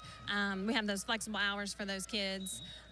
So it's a good partnership for us with the high schools to be able to support them any way we can. And speaking of the kids, I know I was talking with Vanessa earlier about a lot of the high school students also working at the stores. They don't give you too much trouble, do they? No, they don't. Not at this point. It seems like they'd bring a lot of fun to each shift, kind of being there, just kind of bringing a lot of energy each and every week. Yes, they do. Now, in terms of the latest menu offering, I know McDonald's has something special you guys are pretty proud of, the tenders? Yes, we are. The sweet and spicy honey barbecue. Mm-hmm. Now, what is it about them that people kind of crave and keeps them coming back for more on those? Well, they have a sweet and spicy taste to them with a glazed barbecue sauce on it.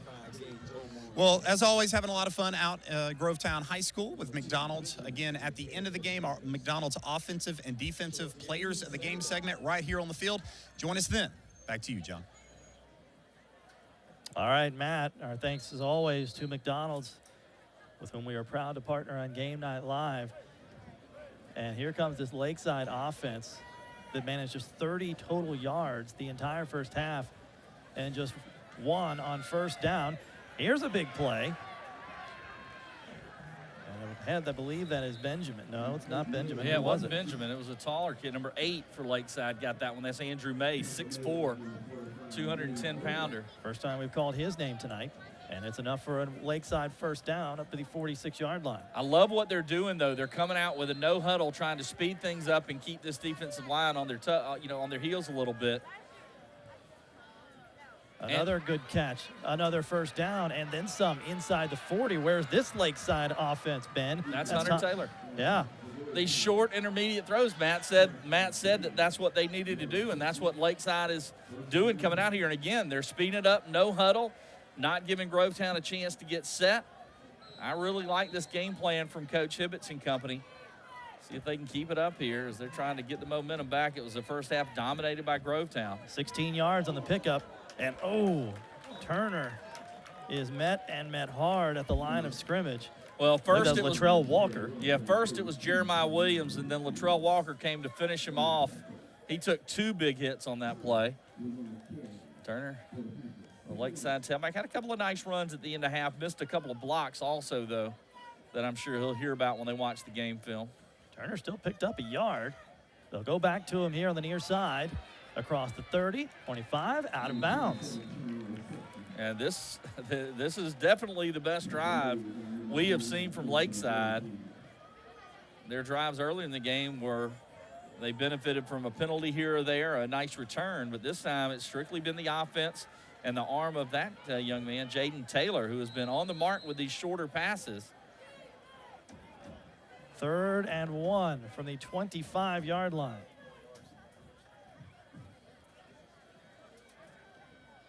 See what they choose to do here. Turner the lone back. Taylor will keep. He's got the first down. Across the 20, into the red zone. Yeah, he did a really interesting little read option kind of play there.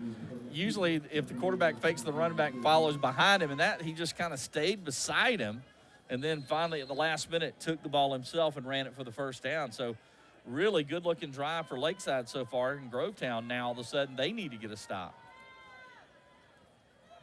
To the far side, this is Benjamin, and equal to the task and then some is Justin Franklin. Great open field tackle. Yeah, that was a great play by Franklin. He's another one getting some looks from some colleges, and you see him using that closing speed to come up and make the play. Not a big kid, but he came up and made a nice play on that pass. Loss of 5. Wouldn't be surprised to see them go back to that and maybe fake the short pass and go deep. That pass is broken up, and guess who? Well, I know one thing. He might have broke a finger because that ball had a little zip on it. That's the one thing we saw in the first half from Taylor. A couple of his throws just maybe a little too much mustard on it. And that time, pass incomplete. He was trying to get it to Benjamin. That's a large man having the middle of the field when Jeremiah Williams drops back into coverage. 3rd and 15 for the Panthers. Need to get to the 10. Taylor on the run. He has it. First down. Pylon. They're going to say he stepped out of bounds. Back, let's see where they mark it. Back at the 3-yard line. But still, a 23-yard pickup. 1st and goal for the Panthers. And again, it looks like Lakeside will go hurry up.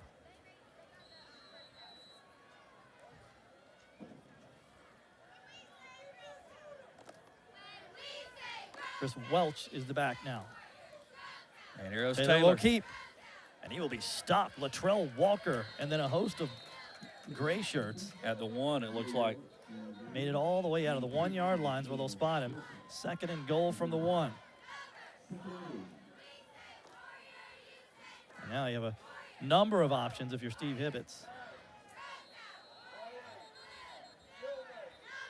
The whistles blow. Catch the call. Yeah, timeout for the Panthers. I'm going to talk it over. Or actually, Grovetown, I'm sorry. Grovetown takes the timeout. We'll take it with them. 8:21 left to play in the 3rd quarter. Come experience Escapology, the original escape game located inside Stars and Strikes in Augusta. Escapology challenges players with 3 unique themes. Imagine yourself solving a mystery, uncovering clues, and picking locks that lead to your exciting escape. You'll experience a world of intrigue as you break the code, help the CIA avoid a Cuban crisis, or solve the crime in Murder Mansion. Play with up to 6 players and work together to see if you have what it takes to escape. To book your escape today, go to starsandstrikes.com.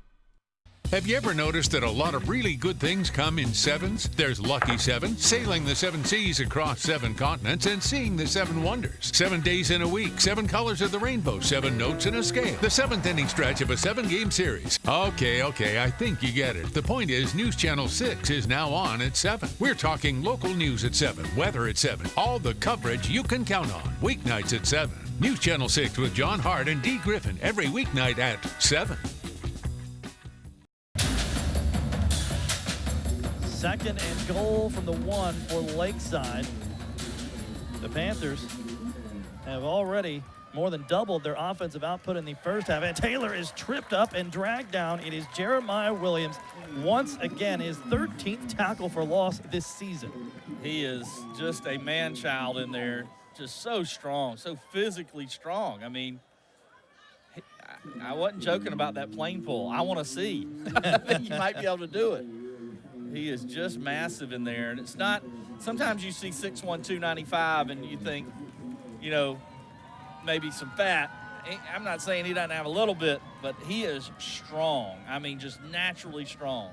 3rd and goal from the 4. Taylor needs a push. Still pushing. Taylor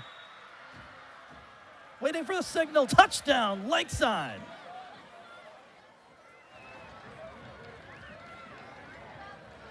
Jaden Taylor from 4 yards out, and the Panthers are on the board with Brendan Grebeck coming in for the point after. I want to see who gave him the push here. It was a group of people. You see everybody behind them. 64, 62, 72. Looks like the whole line, 77. They're Dustin all in Benoit, there. Jay Waters, Zachary Savage. Heck, just name them all. And the extra point is up and good. And the Panthers are within 7. And we have a ball game at the War Zone, 10-7. Grovetown now leading by 3 and about to get the ball back. So, AB, I kind of owe you a little bit of an apology. Last week, on America's favorite game show, Stump AB, the trivia question, we asked the question in the second quarter, but the game was so good, we forgot to ever answer it. Yes. The question was, who was the only Greenbrier head coach ever to beat Grovetown? And you said? Brian Smith. And you were correct. So I want to get that on the record, that you were correct. It was Brian Smith. That means he's leading me into a tough one this week, I got a feeling. Actually, this week, I have a Grovetown question and a Lakeside question. Okay. I was going to go with whoever's leading, but since it's so close, I'm going to let you pick which one you want before I ask it. Oh, I'll give you wow. both of them, but only one's going to count. I'll let you decide. I don't mind. Either I'll one. put the pressure on Either me. one. Back deep to receive. Well, it's not going to matter because it's going to go almost back through the end of the end zone. Wow. It was Justin Franklin. Man, Grebeck. what a kick by Grebeck. Almost a touchback. So I'll give you the, I really like the Lakeside one. All right, let's I'll go. give you that one. Well, quite possibly the most famous graduates of Lakeside High School. Charles Kelly. Yeah. Dave Haywood, 2 of the 3 members of the country supergroup Lady Antebellum. True.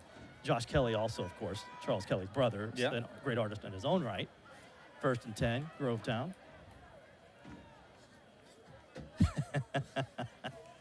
Well, you're really getting set up here.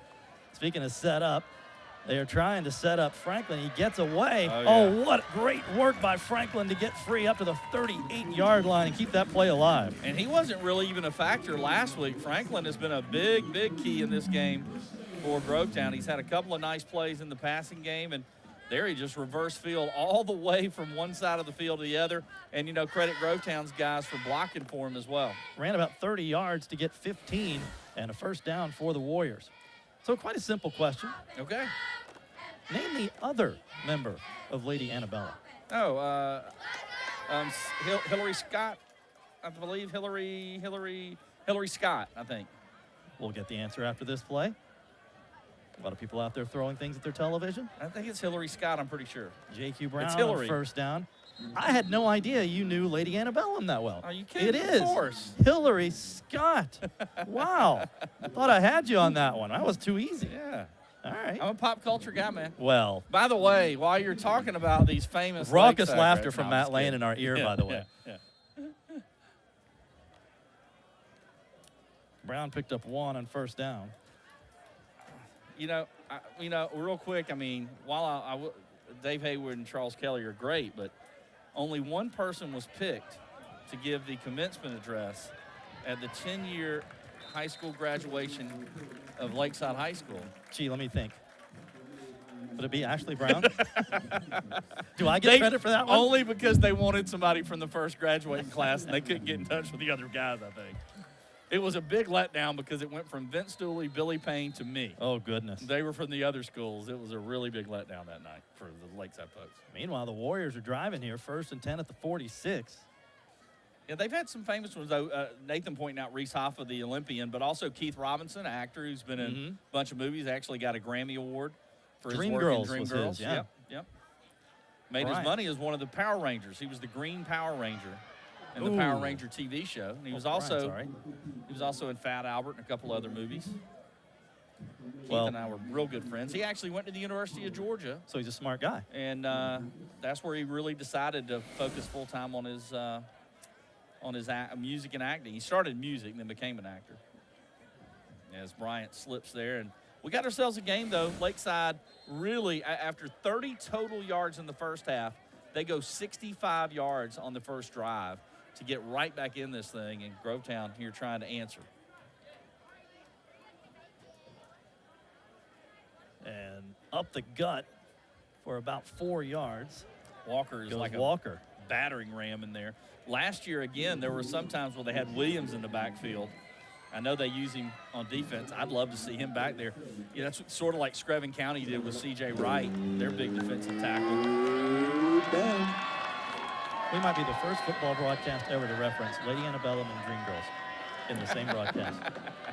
History made here tonight on Game Night Live. You got to keep things, you know. I'll get you the Grovetown question in the fourth quarter. It's tougher. 3rd and 4 for the Warriors. They're going to go to JQ, and JQ will pick up the first down. JQ, it's a foot race. One man to beat. JQ Brown, touchdown, Grovetown. 48 yards. Well, the JQ, it's only a matter of time. If he gets the seam, he can go. And boy, if you're Lakeside, you're thinking we came out with this great game plan. We marched down the field, and Grovetown comes right back and gets that touchdown back. 80 yards in 6 plays go the Warriors. And J.Q. Brown, who had 45 yards in the first half. He averages 102 a game, so he was pretty much on his average, but he got it all right. They got it, all of that and then some on the one play there. He had 48 on that one play after 45 in the first half. The extra point up and good.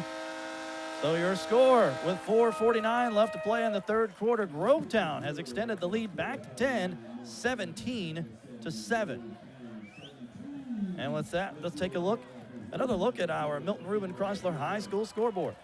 Yeah, Evans and Greenbrier in a little bit of a dogfight as well. Greenbrier led 10-7 at the half, but Evans has taken the lead 14-7 there. Baldwin, let's see here. They're leading Burke County 16-7. They got a safety after blocking a punt. Or they punted it down to the 1 and then got a safety. Nathan had some info on that game. Baldwin leading Burke County. That would be a bit of an upset, although Baldwin has played really, really well this year. Aquinas continues to struggle. The Greene County 22-7. South Aiken trailing Airport 14-7. Harlem leads Josie on homecoming night at Harlem 28-0. North Augusta rolling 17-zip. They lead Midland Valley. Also, Screven County leads Butler 21-0. Hancock Central over Warren County 14-8. Those are some of the scores from around the area tonight. Short kick taken on a bounce by Benjamin. He's got running room up to the 45-yard line. Well, the Panthers will pick up pace or pick up. Excuse me, John. He averages 45 yards a return. He only has 3 returns, but one of them a touchdown. And that time he almost broke free. Took a hit there at the end. Yeah, nice hit laid on him by Bashawn Morris for Grovetown. So the Panthers find themselves down 10 again after that impressive drive to open the second half. Yeah, after all that defense in the first half, especially from Grovetown, obviously, you know, both teams take the ball, march right down the field, and score like it's no big deal in the second half. So already more touchdowns in this half than we had in the first. Well, you figure Lakeside is going to get its points. Panthers, as we mentioned, leading the region, averaging 27 a game. And back to work for Jaden Taylor. Firing, completing all kinds of running room over the middle for that's Isaiah Boyd. Boyd. Yeah, the senior. Yeah, Isaiah Boyd. And again, they're throwing shorter passes he can complete instead of trying to go for the big hitter, and it has really worked. Lakeside, man, great adjustments at halftime. And we talked about them not having any penalties, being very disciplined in the first half. And, well, as I say that, I think we might have a penalty right here. The old announcer jinx. Tony, we got false start, 5 yards. False start. They didn't have a penalty the entire game, and I jinxed them. But, yeah, they've come out with a great game plan. That's just good adjustments. That's good coaching. And credit to Steve Hibbets and his staff. Yeah. Also, I just love that they sped it up. You know, that gets the quarterback in a rhythm. They were hitting him with some short pass plays. It was keeping the defense on their heels. And then they come right back and complete a nice pass to start this drive. I still think, though, if they're going to come back and win, they're going to need a big play, either a turnover or a special teams big play to kind of, because right now you can't just trade scores with Grovetown. You're going to have to get some stops. And you mentioned these Columbia County teams kind of bouncing off of each other right now. Lakeside has Greenbrier next week. If the Pack wins tonight and the Panthers are able to come back, you'd have yet another battle for first place next week. This one over the middle, complete to the 39-yard line. Well, that was May. They got all the penalty back plus about 3 or 4 yards. So making third and manageable instead of third and, or excuse me, second Second now. and 8, yeah. After the penalty. From the 39.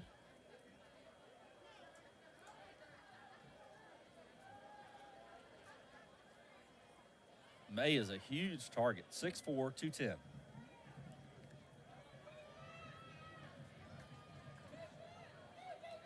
Taylor in trouble.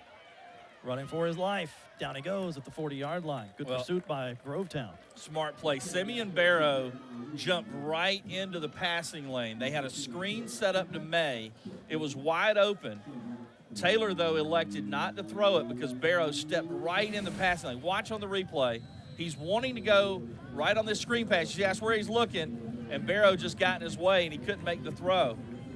And he just tries to get back to the line of scrimmage, so now it's going to be third. 3rd and 9. Taylor wants it all and overthrows everybody. He was looking. You see young quarterbacks sometimes on that play, John, where they do the little pump, little fake pump like they're going to throw short and go long. They're so worried about making that fake and drawing the defender, they don't focus on the key part, and that's making the throw, and that time he just threw it out of bounds. Titus Manning, the intended receiver, and Steve Hibbets will keep the offense on the field, at least it looks like he will, on 4th and 9. From the Grovetown 40, so a Ken Nugent one call, that's all moment for Lakeside, and the Panthers will keep the offense on the field. They need 9. They're not going to get it. Grovetown takes over. And guess who got his big paw on it? Jeremiah Williams. Yeah, he's been as impressive as any defensive player we have seen this year, John. And we've seen some good ones with Corey Collier from North Augusta. We've seen some huge performances. DeQuan Dorsey at Harlem with 16 tackles against Jefferson County. But that man right there is impressive as any of them. He looks like he can bench press the rest of the team. So not only do the Warriors get the stop, but they get great field position just 60 yards away from it with 2:45 left here in the third and already up 10. Yeah, Lakeside's going to have to get a stop here, turnover or stop on downs. They can't get further behind. As we're late in the third quarter already. And the give is to Walker straight ahead. Give him 10 yards to the 39, close to a first down. They'll call it just short. Well, Walker is just bigger than everybody that's trying to tackle him. I mean, other than a couple of defensive linemen, Walker is bigger than all the linebackers, all the secondary men. He's a big, big kid in there, kind of a fullback, H-back type position. Well, Coach Damian Postel for Grovetown, who, by the way, factors into the Grovetown trivia question in the fourth quarter, told us this week that his team had this opportunity against Evans last year and let it slip away. Yeah, that was a great game last year between them and Evans. That was one of the better games Grovetown played because Evans was terrific last year. So here's JQ. Again, inside the 30, out of bounds at the 28. 29-yard run. I really just think the size and strength of Grovetown is a little bit much for Lakeside. And, you know, this is the best the offense for Grovetown has looked all year. And, again, I just think they're just too big and strong. I mean, in the county, when you look on paper, you just think Grovetown should dominate this side of the region for sure. And they just haven't really been able to do that. And tonight, we're getting to see a little bit of that physicality that they can present to you. Correction, 22-yard run for Brown.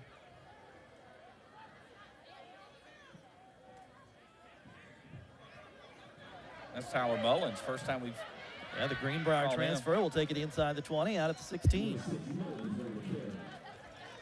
So some fresh legs in for Damian Postel as this, and you wonder with the time of possession disparity in the first half if this Lakeside defense is just getting a little bit winded. We see some guys with hands on their hips. Yeah. Exhibit A.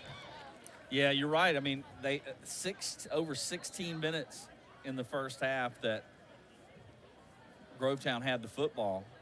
2-1, more than a 2-1 disparity. Gave Mullins 11 on the play, so that the Warriors now in the red zone at the 18 and a Georgia Farm Bureau Insurance first down.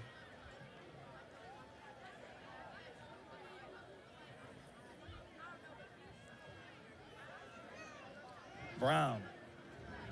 Good tackle made. Who grabbed him by the shoelace? It looks like that was Zachary Wade.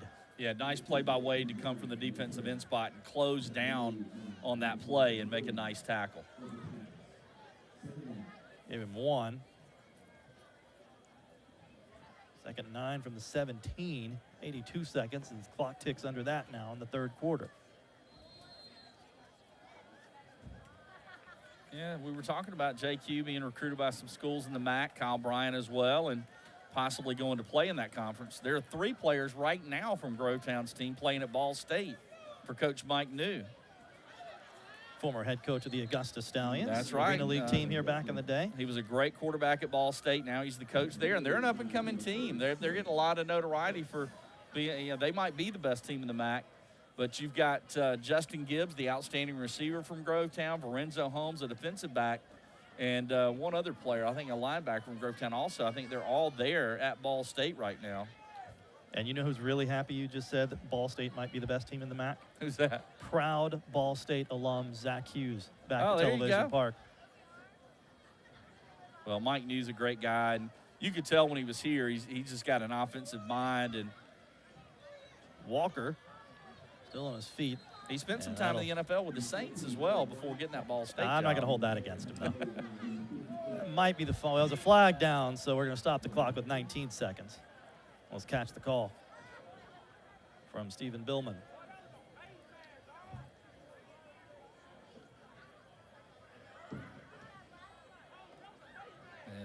They're saying face mask.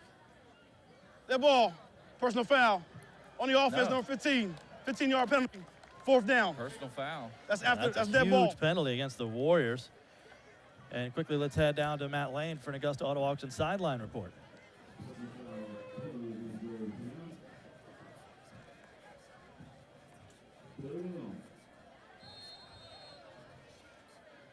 Area going to really let them just kind of decide this one on the field. So that might be in all likelihood why he hadn't seen a ton of flags tonight, but obviously in that position he felt like he had to throw one. Stephen Billman and his crew, tell them AB and I say thank you. Yeah, we love it. Yeah, it's great. That will be the end of the third quarter. We'll turn it around and go the other way. It'll be 3rd and 18 when we come back with Grovetown 17, Lakeside 7. 12 minutes left to play on Game Night Live.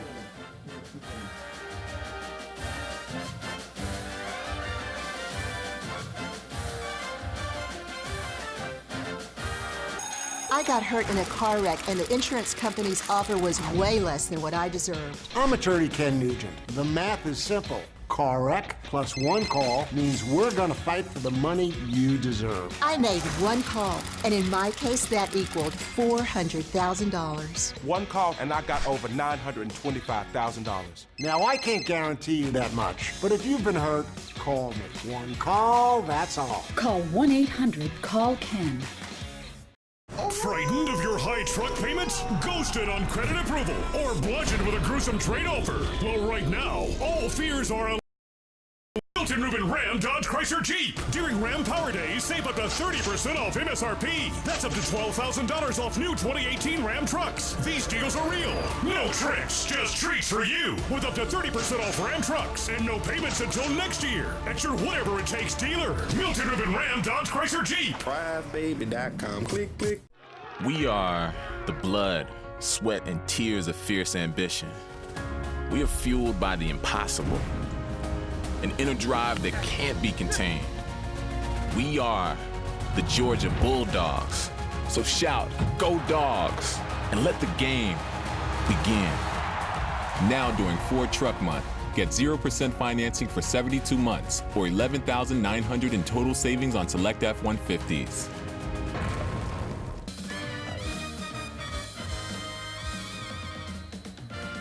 12 minutes left to decide this one between Grovetown and Lakeside. The winner will take sole possession of first place in Region 3-6A and remain unbeaten in region play.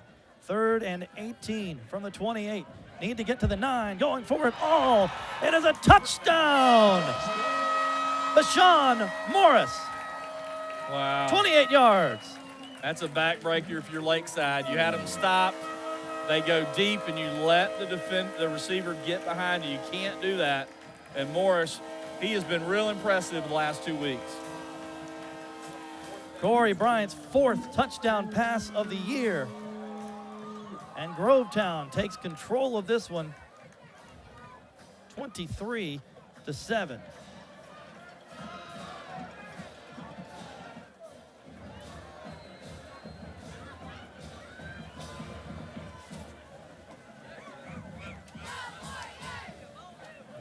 Oh, well, that's about the first thing that's not gone right tonight for Grovetown, as Ledesma's extra point hits the left upright. So it will remain 23-7 with just 10 seconds gone here in the 4th quarter. Don't forget, coming up after the game, we will recognize our McDonald's offensive and defensive players of the game. And right now, we have plenty of candidates on this Grovetown sideline. Timeout on the field. We'll take it with them, 23-7. Warriors lead the Panthers. McDonald's new fresh beef quarter pounder is so good, Gary's speechless. So here's Gabrielle Union. You know I can't resist all that 100% fresh beef juiciness. You're all I think about. The burger, Gary. The new fresh beef quarter pounder burgers. Come experience Escapology, the original escape game located inside Stars and Strikes in Augusta. Escapology challenges players with 3 unique themes. Imagine yourself solving a mystery, uncovering clues, and picking locks that lead to your exciting escape. You'll experience a world of intrigue as you break the code, help the CIA avoid a Cuban crisis, or solve the crime in Murder Mansion. Play with up to 6 players and work together to see if you have what it takes to escape. To book your escape today, go to starsandstrikes.com. Let's face it, mornings are tough. That's why we're here, to make life easier. Wake up with Mary, Barclay, and John on Good Morning Augusta, weekday mornings from 4:30 to 7 on News Channel 6.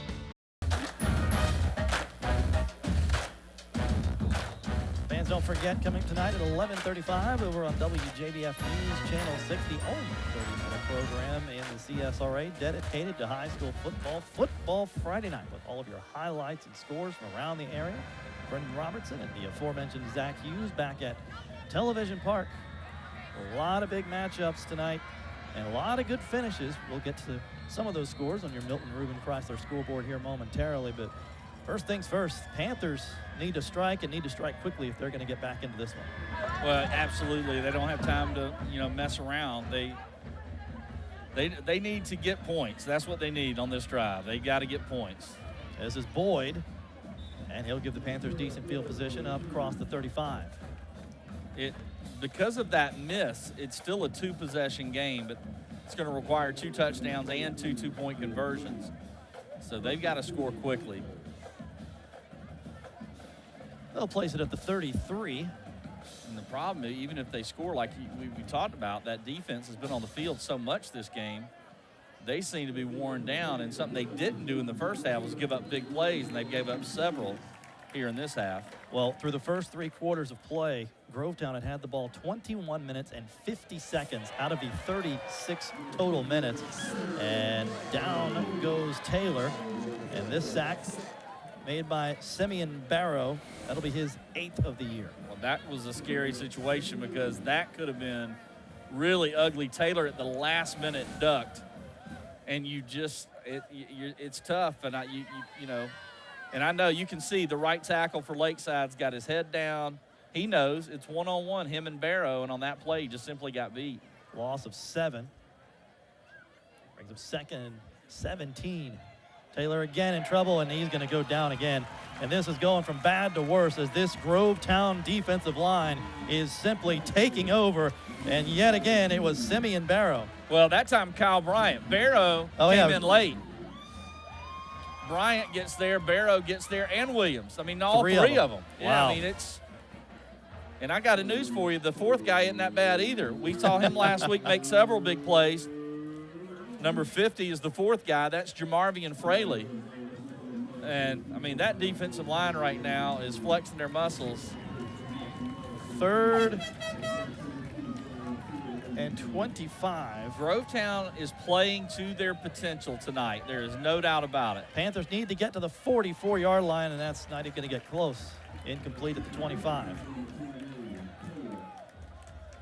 And Taylor Trying to direct his receiver.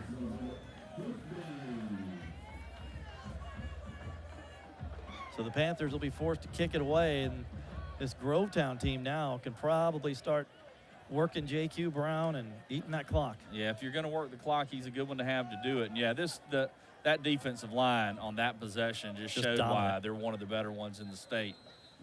Wow, and again, this has been a complete game for Grovetown. We harped on the fact that their offense has struggled a little bit. Their offense is, I mean, Lakeside's defense has played pretty well this year. But Grovetown able to move the ball every possession almost. And their defense at times has looked scary good. Aside from the one possession, John, where they came out of the half and ran the no huddle, they have really, really stuffed Lakeside's offense.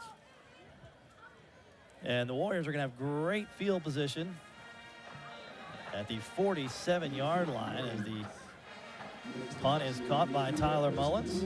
Well, let's take a look at our Grovetown Scholar of the game. There he is, number 52, Mitchell Meinhardt.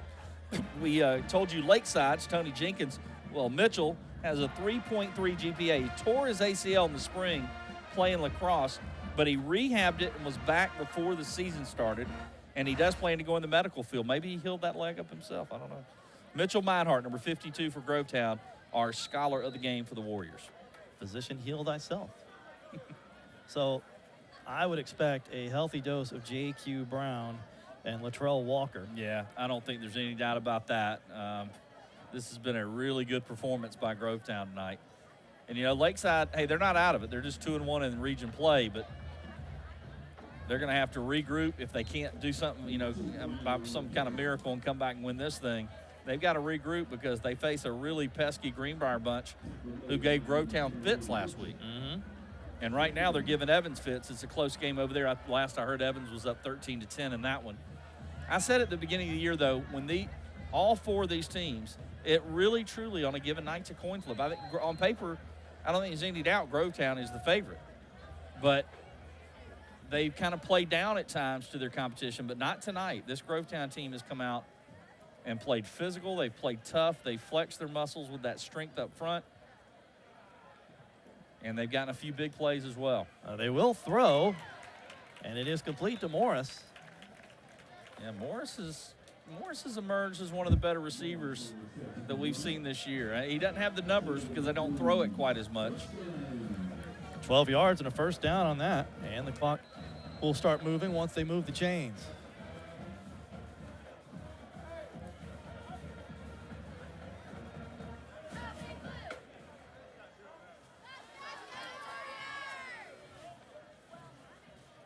And if you're Lakeside, you absolutely have to get the football back. You've got to get and a no turnover. Points here. Yeah. Well, you got to get a turnover. Yeah. I mean, Tony Jenkins or one of these leaders, they've got to step up and strip the ball. If they do throw it, come up with a interception there. They're trying to, and Bryant just absolutely hammered. And that was Chris Welch. Yeah, I mean, they had the right idea there. You had a host of people there. Why not try to grab the football? And then Welch came in and finished the playoff. But you see one of the defenders there, it was number 21. Jeremiah Mitchell, yeah. Yeah, Mitchell grabbed the football. Good job by Corey Bryant to hang on to it. Loss of 3.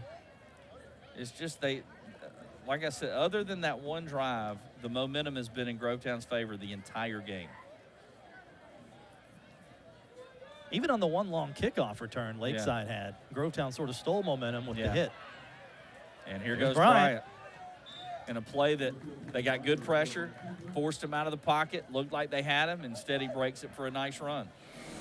And a first, no, not quite a first down. You see here, though, it looks like they've got him.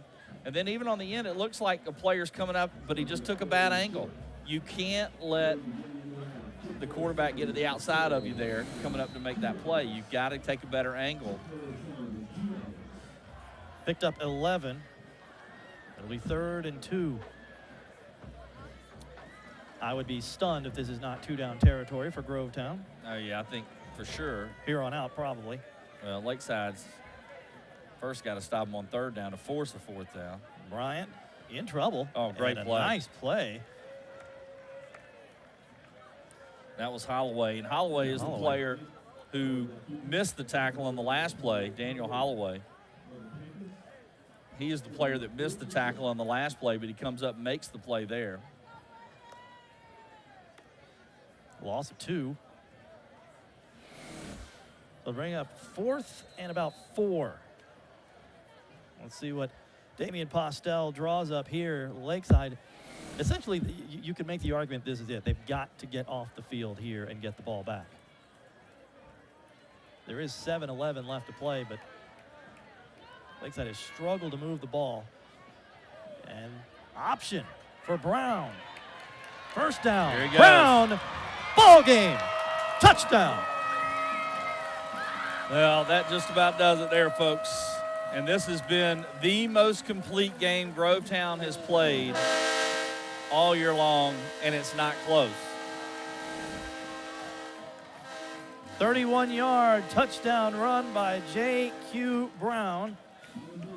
And blocking downfield from their receivers again this week. We talked about that last week, something we noticed in the Greenbrier game. JQ's over 100 now, a couple of touchdowns. 5th straight 100-yard game, by the way, for that young man. After a really slow start statistically to the year, he's back up among the leaders in the area, although I don't know if anybody's going to catch A.J. Brown from Harlem. And Ledesma's point after is good this time. So, with 6:54 to play, it is all Grovetown in the war zone. The Warriors lead the Panthers 30-7.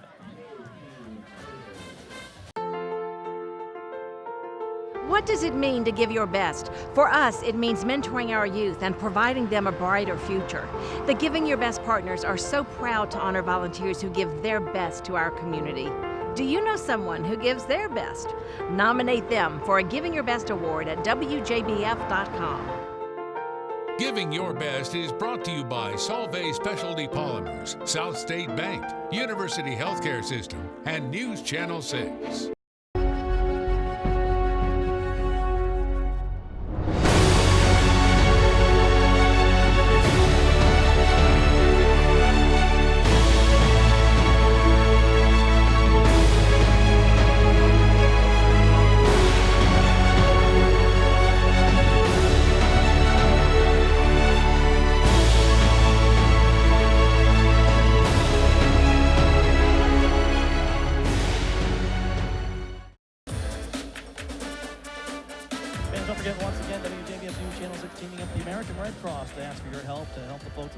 Hurricane Michael. You can donate at WJBF.com. Click on Donate to American Red Cross. Or you can text the word Michael, M-I-C-H-A-E-L, to 90999. That's 90999. That'll make an automatic $10 donation. Well, a handful of things look like they are about to happen for this Grovetown team. Number one, and most importantly for them, it appears as though the Warriors are going to go to 3-0 in Region 3-6A. And move into first place all by their lonesome. Also, it appears that they are going to win their 3rd straight game over Lakeside after losing the first 4 in the series. And Warriors coach Damian Postel trying to stay perfect against the Panthers and move to 3-0 in his career. Well, Jameer Malone, by the way, made a nice tackle there. You know, and if you're Steve Hibbets, there's one of 2 ways to handle this. One is you watch the film, you fuss and go berserk because you got a lot to fuss about. The other way, and I had a coach do this in college one time, we got our brains beat in by a team we had no business losing to. And he basically just came in after the game and said, guys, you know, we played horrible. There's no point watching the film. We know we did. Let's forget that one and move on. And we're never going to watch this game film because that's not us. Let's move forward. And that's what, you know, Lakeside's got to do. They've got to move forward next week because they got a big, big matchup with Greenbrier, who also is locked in a dogfight tonight with Evans. It's 20-16 Evans as of right now. And this Grovetown team has to go on the road next week to the Atlanta area and take on Heritage. Yeah, Heritage out of Conyers, usually with a ton of athletes. And this year, I'm told they got athletes, but right now both Grovetown and Greenbrier trailed 10-0 at halftime to Heritage, and both came back to win, you know, fairly convincingly. By the way, this is 2 consecutive really nice plays by Mullins. Or check that, Evans and Greenbrier beating Heritage. Yeah, Mullins didn't call his name a lot tonight. He's a very solid defensive back, getting some looks from the college. Grovetown's littered with players who are getting college looks. And again, they're playing like it tonight. This is what, when you see them on paper and you see them work out, this is what you expect to see. And we're finally getting a chance to see it. And we're going to have a grounding call there. Yeah, obvious one. And, you know, hey, Taylor has been running for his life a lot tonight. 5 from here.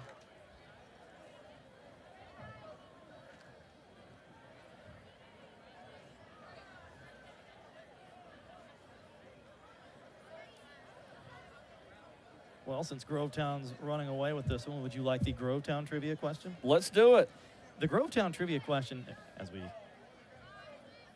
get the call from Stephen Billman, and it is a loss of down as well, of course. They bring up 4th down. So first, let's watch this because this could get interesting. I doubt Grovetown's going to put any pressure on this at all, but just with Brendan Grebeck standing basically with his foot on his own, the back of his own end zone. Be very careful here. This could go from bad to just disastrous for Lakeside if you're not careful. And off the side of Grebeck's foot. And Grovetown is going to have good field position again at the 22 with 5:39 left to play in the ballgame. So, Coach Damian Postel of Grovetown, again, it pains me to ask this question, but he was, of course, a safety on the 2000 SEC West champion Auburn team. Yeah. That year, Auburn was number 22 when it beat number 14 Georgia 29-26 in overtime on the Plains. In overtime, Auburn scored to win it on a quarterback sneak by what native Georgia quarterback? Which year? 2000. Oh, 2000. Native Georgia. I should have asked this. This is just a bonus trivia question. Yeah, this does not count against your actual score. Native Georgian. They've had a few native Georgians play quarterback there. Walker obviously gets the carry. Nick Marshall, Cam Newton, some others, but they were later. New quarterback in for Grovetown. Elijah Williams takes over. This is, I'm going to kick myself if I don't get this.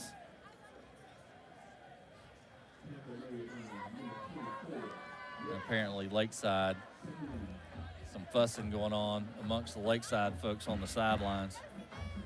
As you aforementioned. It'll happen when you come into a game you're hoping to win to take the region lead and you get beat the way they're getting beat tonight.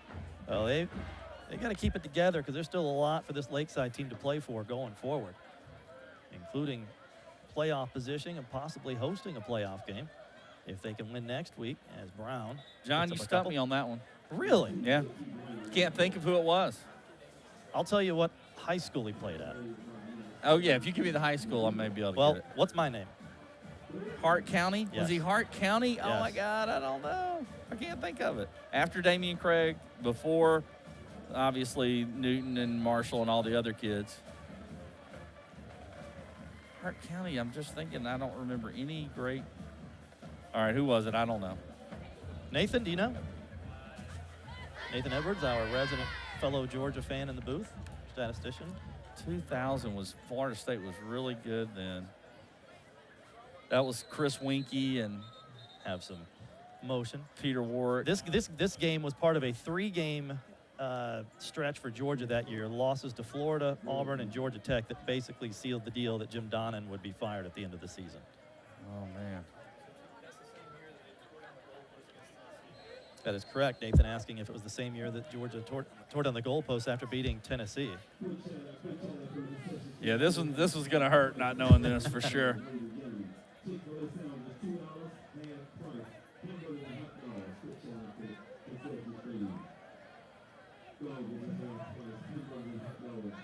Clock down to 4 minutes now. 3rd and 13 as Grovetown continues to eat away at this clock.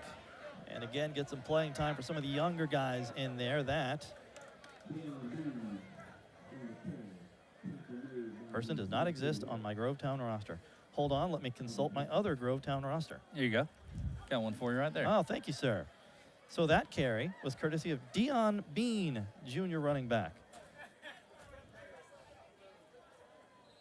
Clock down to 3:31.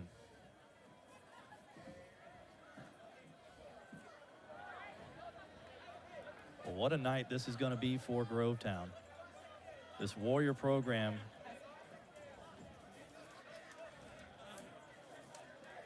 in year 3 under Coach Damian Postel. And this is what he has been building toward.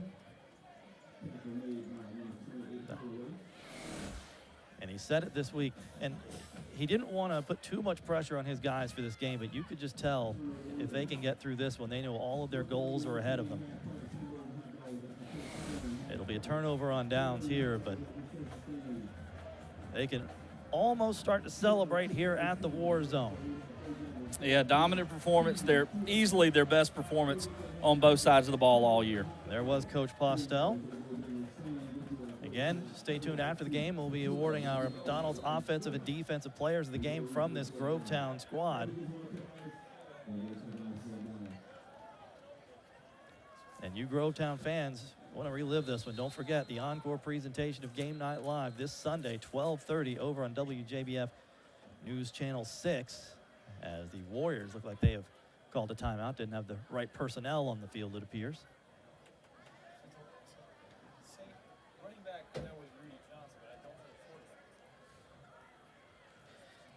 So next week, we will be at what was last year the highlight of our schedule. If you didn't see last year's Burke County-Thompson showdown down in the Bear Den, it was a fantastic game, and it decided the region championship.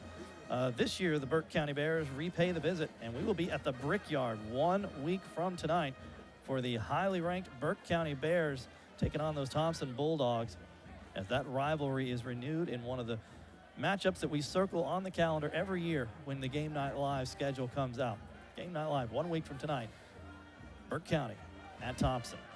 Grovetown will be at Heritage 1 week from tonight, and Lakeside will host Greenbrier.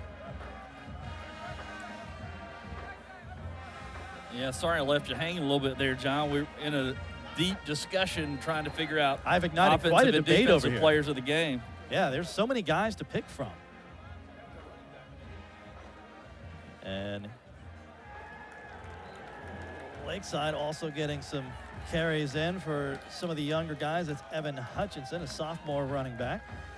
We'll take one more look while I have a second at your Milton Reuben Chrysler High School scoreboard. Yeah, the big one tonight, the big surprise, there are several upsets tonight. The biggest one, Burke County getting throttled by Baldwin, 30-7. We got them next week with Thompson, and they will not be pleased over that one. Greene County is going to knock off Aquinas, it appears, 36-21, another upset. You want another one? How about Airport beating South Aiken, 24-7? Upset City tonight around the area. And as Taylor heaves it downfield, he's got a man wide open. And Lakeside, no quitting the Panthers. It's going to be a touchdown. Yeah, touchdown for Lakeside. That is Zalon Hawes, the sophomore, with the touchdown catch. It's going to make it a little closer than it appeared. Than it has has appeared been. closer than it was. Yeah. 76 yards on the touchdown from Taylor to Zalon Hawes. Hawes, excuse me. He's a sophomore, as I said. Steve Hibbett's getting some of his younger players in there, and that's something the Panthers can build on for next week. Well, and give them a little bit of something to cheer about. It's been a rough night. Yes, for it them. has.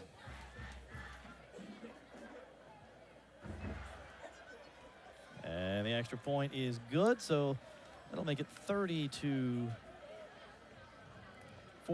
I believe. Yeah, 30-14. There it is. Yeah, There you 30-14. The scoreboard here in the stadium hasn't quite posted it just yet. I got an answer for me? I do not. And it's going to kill me when I hear it because I know I'm going to immediately know who it was. The answer was, or is, Ben Leard. Ben Leard. Wow. Should have got that. That's terrible. Terrible on my part. Fortunately, that's not the trivia question that counted. That's right. The one that counted was country music, and somehow I got it right. Unbelievable. Well, we AB mentioned some of the upsets that are going on and some of the great finishes. Don't forget, Football Friday night coming up 11:35 over on WJBF News Channel 6. Yeah, Brennan and Zach been killing it every week, man. It's been fun watching. Must-see TV. Yeah, there's some great games and some great performances tonight. Boy, I don't know what went on. Baldwin has been good. I said that was going to be I marked some games as coin toss games, and that was one. And I had somebody say, really, Burke County? I didn't think it'd be like that, though. I figured it'd be Burke County wins a close game. I had no idea we were going to see a 30-7 Baldwin lead late in the game. Interesting. I don't know what exactly they did there. There was a little pump fake on the the onside kick. Okay. Can't say I've ever seen that before. Never. And one of the Grovetown up men able to secure the football. Yeah, that was Anthony Peel, not the comedian. Well, while we have a second here, want to recognize the folks who get here early and make AB and I sound good, and Matt Lane look and sound good down on the field. They get here early on Friday and set everything up and stay late after the game and break it all down for us. And that's our director, Brendan Riccardi, our replay man, Mike Lopakowski, graphics and encroachment tonight. On the kicking team. Singleton doing 5-yard penalty. Camera folks, Free Corey kick. Alberty, Ebony Washington, Najee Williams, William Baker, Will McKendrick, and Noah Higginbottom. Our field mic tonight, Chris LaFranc, working the sideline for it to Savannah Strom. Our red cap, that's the person that lets the people on the field know when we're going to break. That's Scott Skadden. Our timer is Denise Tortorette. Engineer Chris Boykin. Working the live truck for us tonight is Mark Gaskins. And keeping us on the air back at Television Park. How you doing back at TV Park? Levi Crawford. And also from the truck, Evan Garrett is technical directing for us tonight. So great job by everybody, and we appreciate everything you guys do.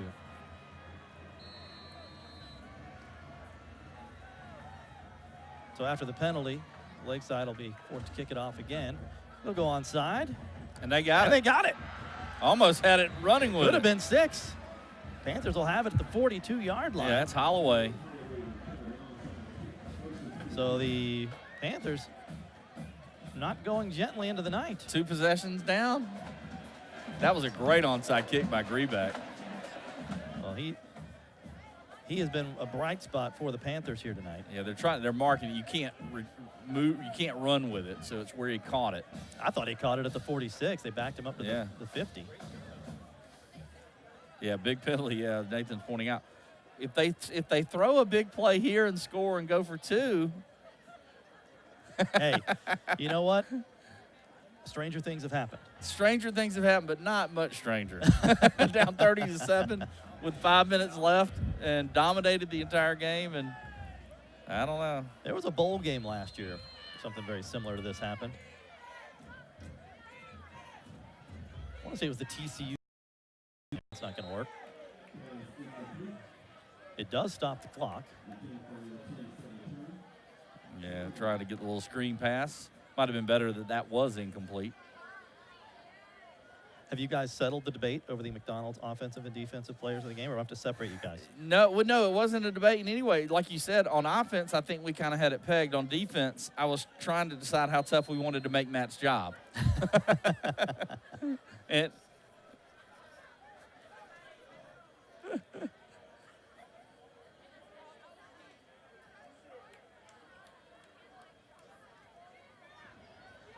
Taylor still in the game and still on his feet. Oh, great there's play. A flag down.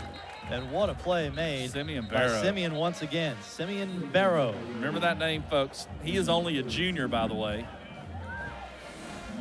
He is. And look at this. He gets held here. He gets blocked by a second player, and he still chases down the quarterback from behind. That, again, I said earlier, Jeremiah Williams only needed 1 play to show college recruiters. Barrow could use that one.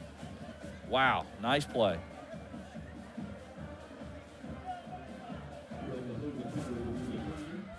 Penalty was declined. And it looks like, yeah, the backup is in there. Drew Shedd is the starter, got banged up on that play. Well, actually, I said Shedd had come in. Shedd had not. They were going to direct snap it. Drew Shedd, number 17, is the backup quarterback. Have a timeout on the field. Yeah, Grovetown, you got to give them credit, man. A terrific performance tonight. Not sure who called the timeout or why. I think it was Lakeside. Their quarterback got hurt on the play, and I don't know that they were ready for a play with the backup. So the Panthers will take a second to talk about that.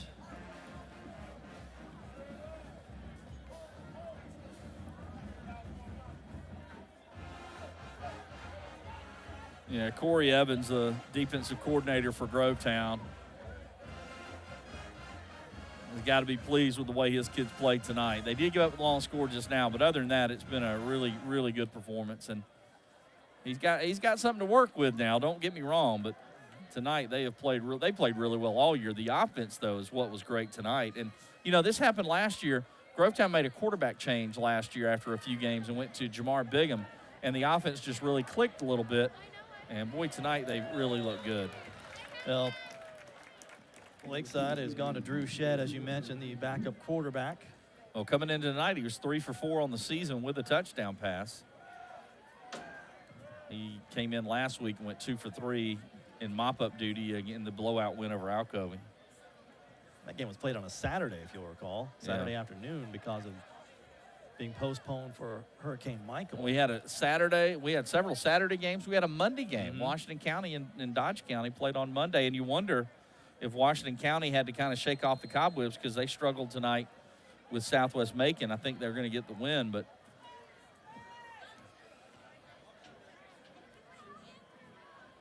Drew Shedd, a senior, getting a chance to play here. Well, one thing you can say if you're Lakeside, you're not going to stare up at 4 guys on the other side of the ball that look like those guys the rest of the year. I don't even care if you go deep in a playoff run. You won't find 4 better defensive linemen on one team, I don't think. Shedd will fire. A little bit behind the receiver. Complete. Yeah, behind Benjamin. Benjamin's had a kid that came in with 32 catches in 6 games, averaging over 5 catches a game, and he's had a rough go of it tonight. There's Jeremiah Williams. That'll be a turnover on downs, and now the Warriors can run out the rest of this clock.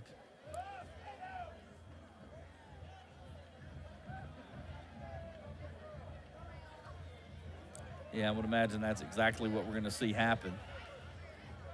I guess the only question is, will it be the starters or the backups doing it? And it does look like the backup, the freshman, Elijah, I believe it's Elijah Williams, the freshman in there, yeah. He's a good-looking size 9th grader. And another whistle blows. Remember in the first half how we were talking about the so few penalties? Yeah. We're making up for it. Yeah, you got 12. See what we have here. Yeah, somebody had 12 men on the field, I believe. Grovetown ran a guy on at the very end right before the snap. And again, sometimes this happens when you get in a game like this where it's on the defense, over, still first down. With the exception of the final score, and you're playing a lot of backups who don't get a lot of game reps. Sometimes there's when you don't know who's going in and who's not, and the kids, I mean, I totally get it. You know, for Grovetown, they're just wanting to milk this clock out anyway. Here's Williams going to run kind of gingerly around the right, let the clock run here. Yeah, they not quite in victory formation just yet. They could be if they can pick up a first down here.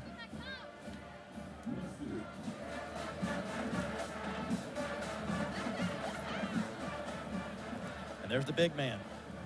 What a game he had. Yeah, that entire, and they're at 58 walking in there, there's Simeon Barrow. Hey, and you know what? When you played like that, that's what you're supposed to be doing, is enjoying it on the sidelines with your team. That's part of. Enjoy it, fellas. That's what people miss. You know, you hear the NFL guys when they retire, they miss the camaraderie and all that stuff as much as they miss the game itself. And they will go into victory formation under a minute now. Really good performance tonight for Grovetown, and I know Steve Hibbets and the Lakeside crew are going to be kicking themselves, but they have to quickly forget about this one and get ready for Greenbrier. And for Grovetown, they've got a stranglehold on the top spot in this region at 3-0 now. And they earned it with a really dominant victory. I mean, 30-14 is going to make it look even closer than it was. Both sides of the football. Yeah. Domination. And that ought to do it. That will be the final snap of this Week 10 on Game Night Live as Grovetown has dominated on both sides of the football, and as the clock winds down to 0, the Grovetown Warriors are all alone in first place of Region 3-6A.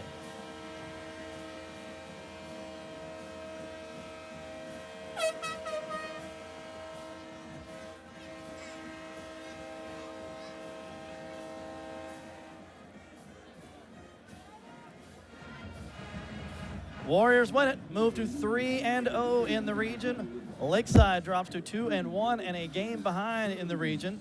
And they'll keep an eye on that Greenbrier-Evans game. If the Pack is able to come back and win that game, then the Panthers and Greenbrier would be tied for second place in the region and face each other next week.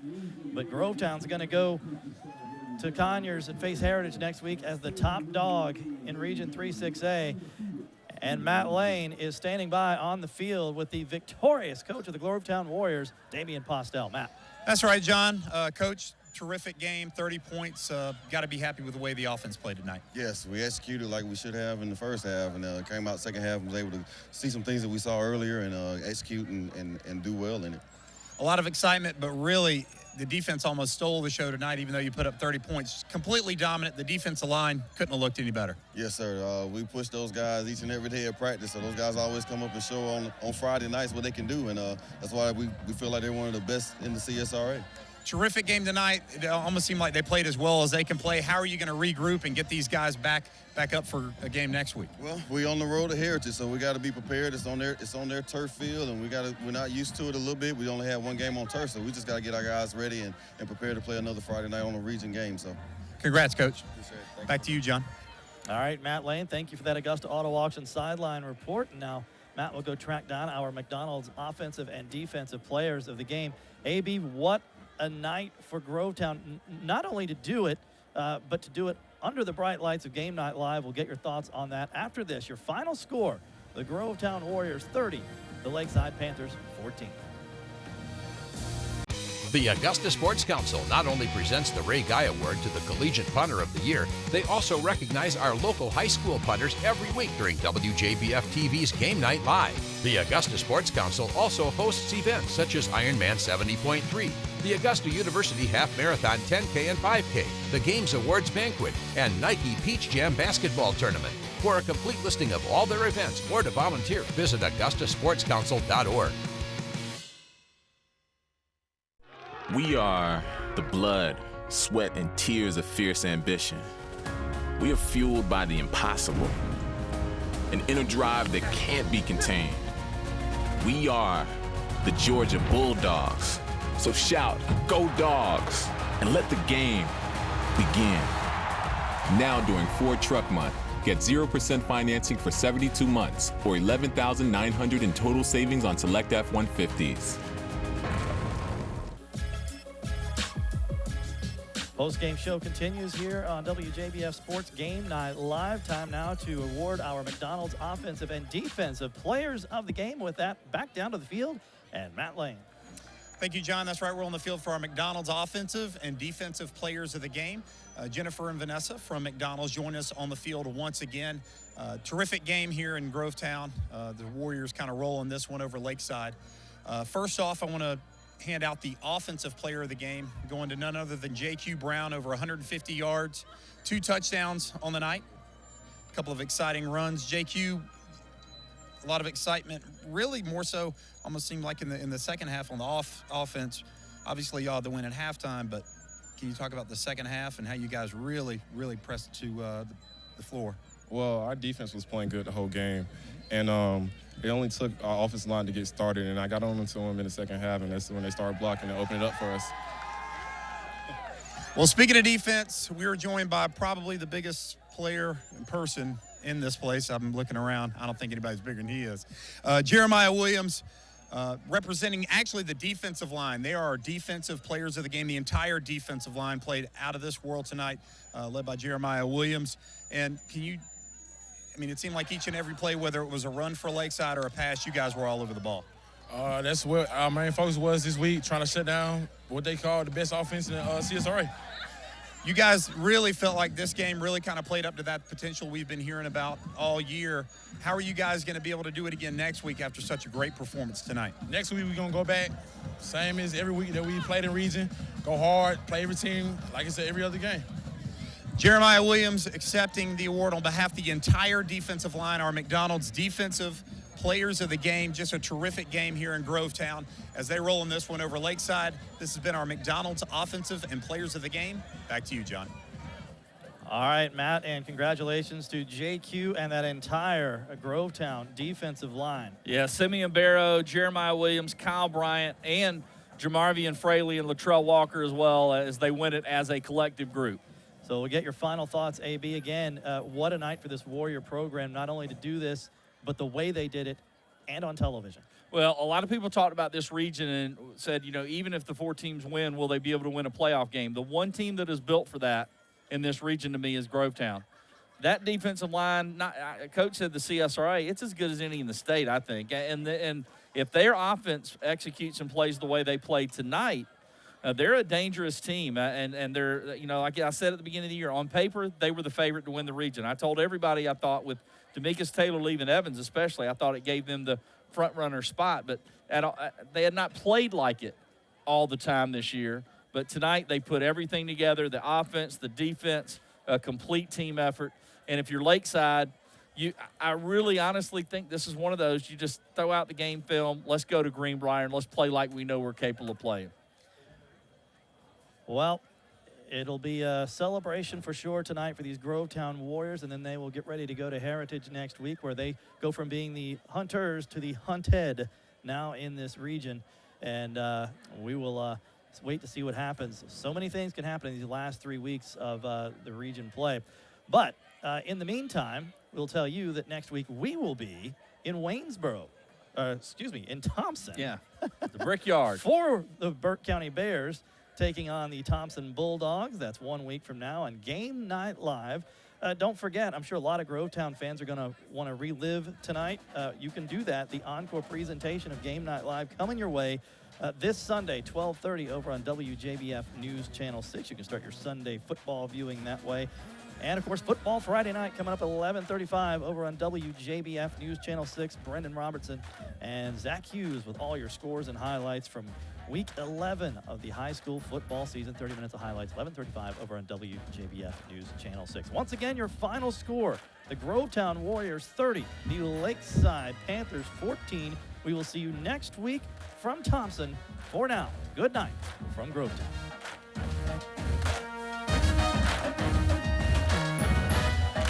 McDonald's new fresh beef quarter pounder is so good, Gary's speechless. So here's Gabrielle Union. You know I can't resist all that 100% fresh beef juiciness. You're all I think about. The burger, Gary. The new fresh beef quarter pounder burgers.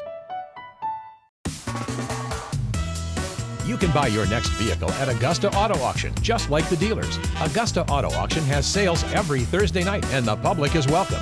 Pick from over 100 cars, trucks, vans, SUVs, motorcycles, boats, and RVs. You'll save money and find yourself a great deal. Every Thursday night at Augusta Auto Auction, just off the Aiken-Augusta Highway in North Augusta, behind Greg's Gas Plus. Visit us online at AugustaAutoAuction.com. The year was 1953. The Yankees won their 5th consecutive World Series. Queen Elizabeth was crowned Queen of England, and WJBF Television signs on the